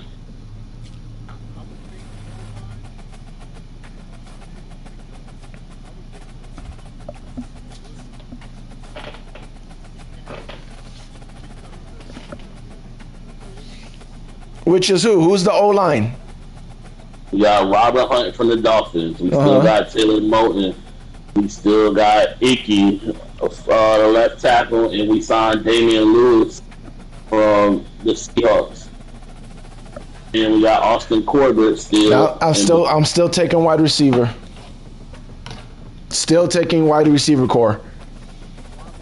Because the upside is supposed to be way bigger than... I'm not saying they are, because we don't know what Leggett is. But if Leggett is going to be that number one guy that they drafted, that is going to be their best position, easily. You invested the most in the offensive line. It don't matter. That don't mean that they're good. You can invest all you want in the O-line. Don't mean that you're doing right. I mean, Robert Hunt and Damian Lewis was good where they was at. Yeah, but that's because of the system. Robert Hunt hasn't been good for it. No. Robert Hunt was okay. That system made him even better. Dolphins been struggling with the O-line. Yeah, but he's not a dominant guy. He's been okay. He's been like you said, the bright spot. Solidified weapons that we didn't take to a second contract, which hurts the development of the team. Gotta remember, we had CMC, we had Curtis Samuel. I don't care about developing a team. I'm not talking about developing a team, T-Money. I'm talking about just going and getting some weapons. No, I am not talking about going to free agency and picking up weapons. I am talking about just getting anybody, just getting any undrafted. There's a whole bunch of people that you could pay minimum. Just go get a whole bunch of minimum people and just find something. Go get some talent. No shit. That's what I'm saying. People who are not trying to win could end up having more talent than the team that the Panthers did. That's why I'm saying I don't understand how they left their wide receiving core dry bone like that. How does that happen? How do you have no talent on the wide receiving core?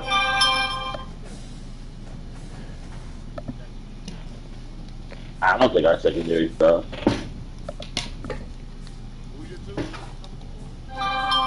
Right now, Dane Jackson, Jordan Fuller, and Xavier Woods, and we got Nick Scott.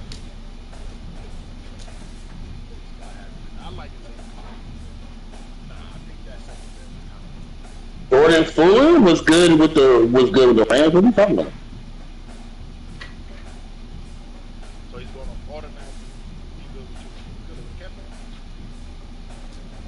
And because he played with a very well in fucking with the Rams.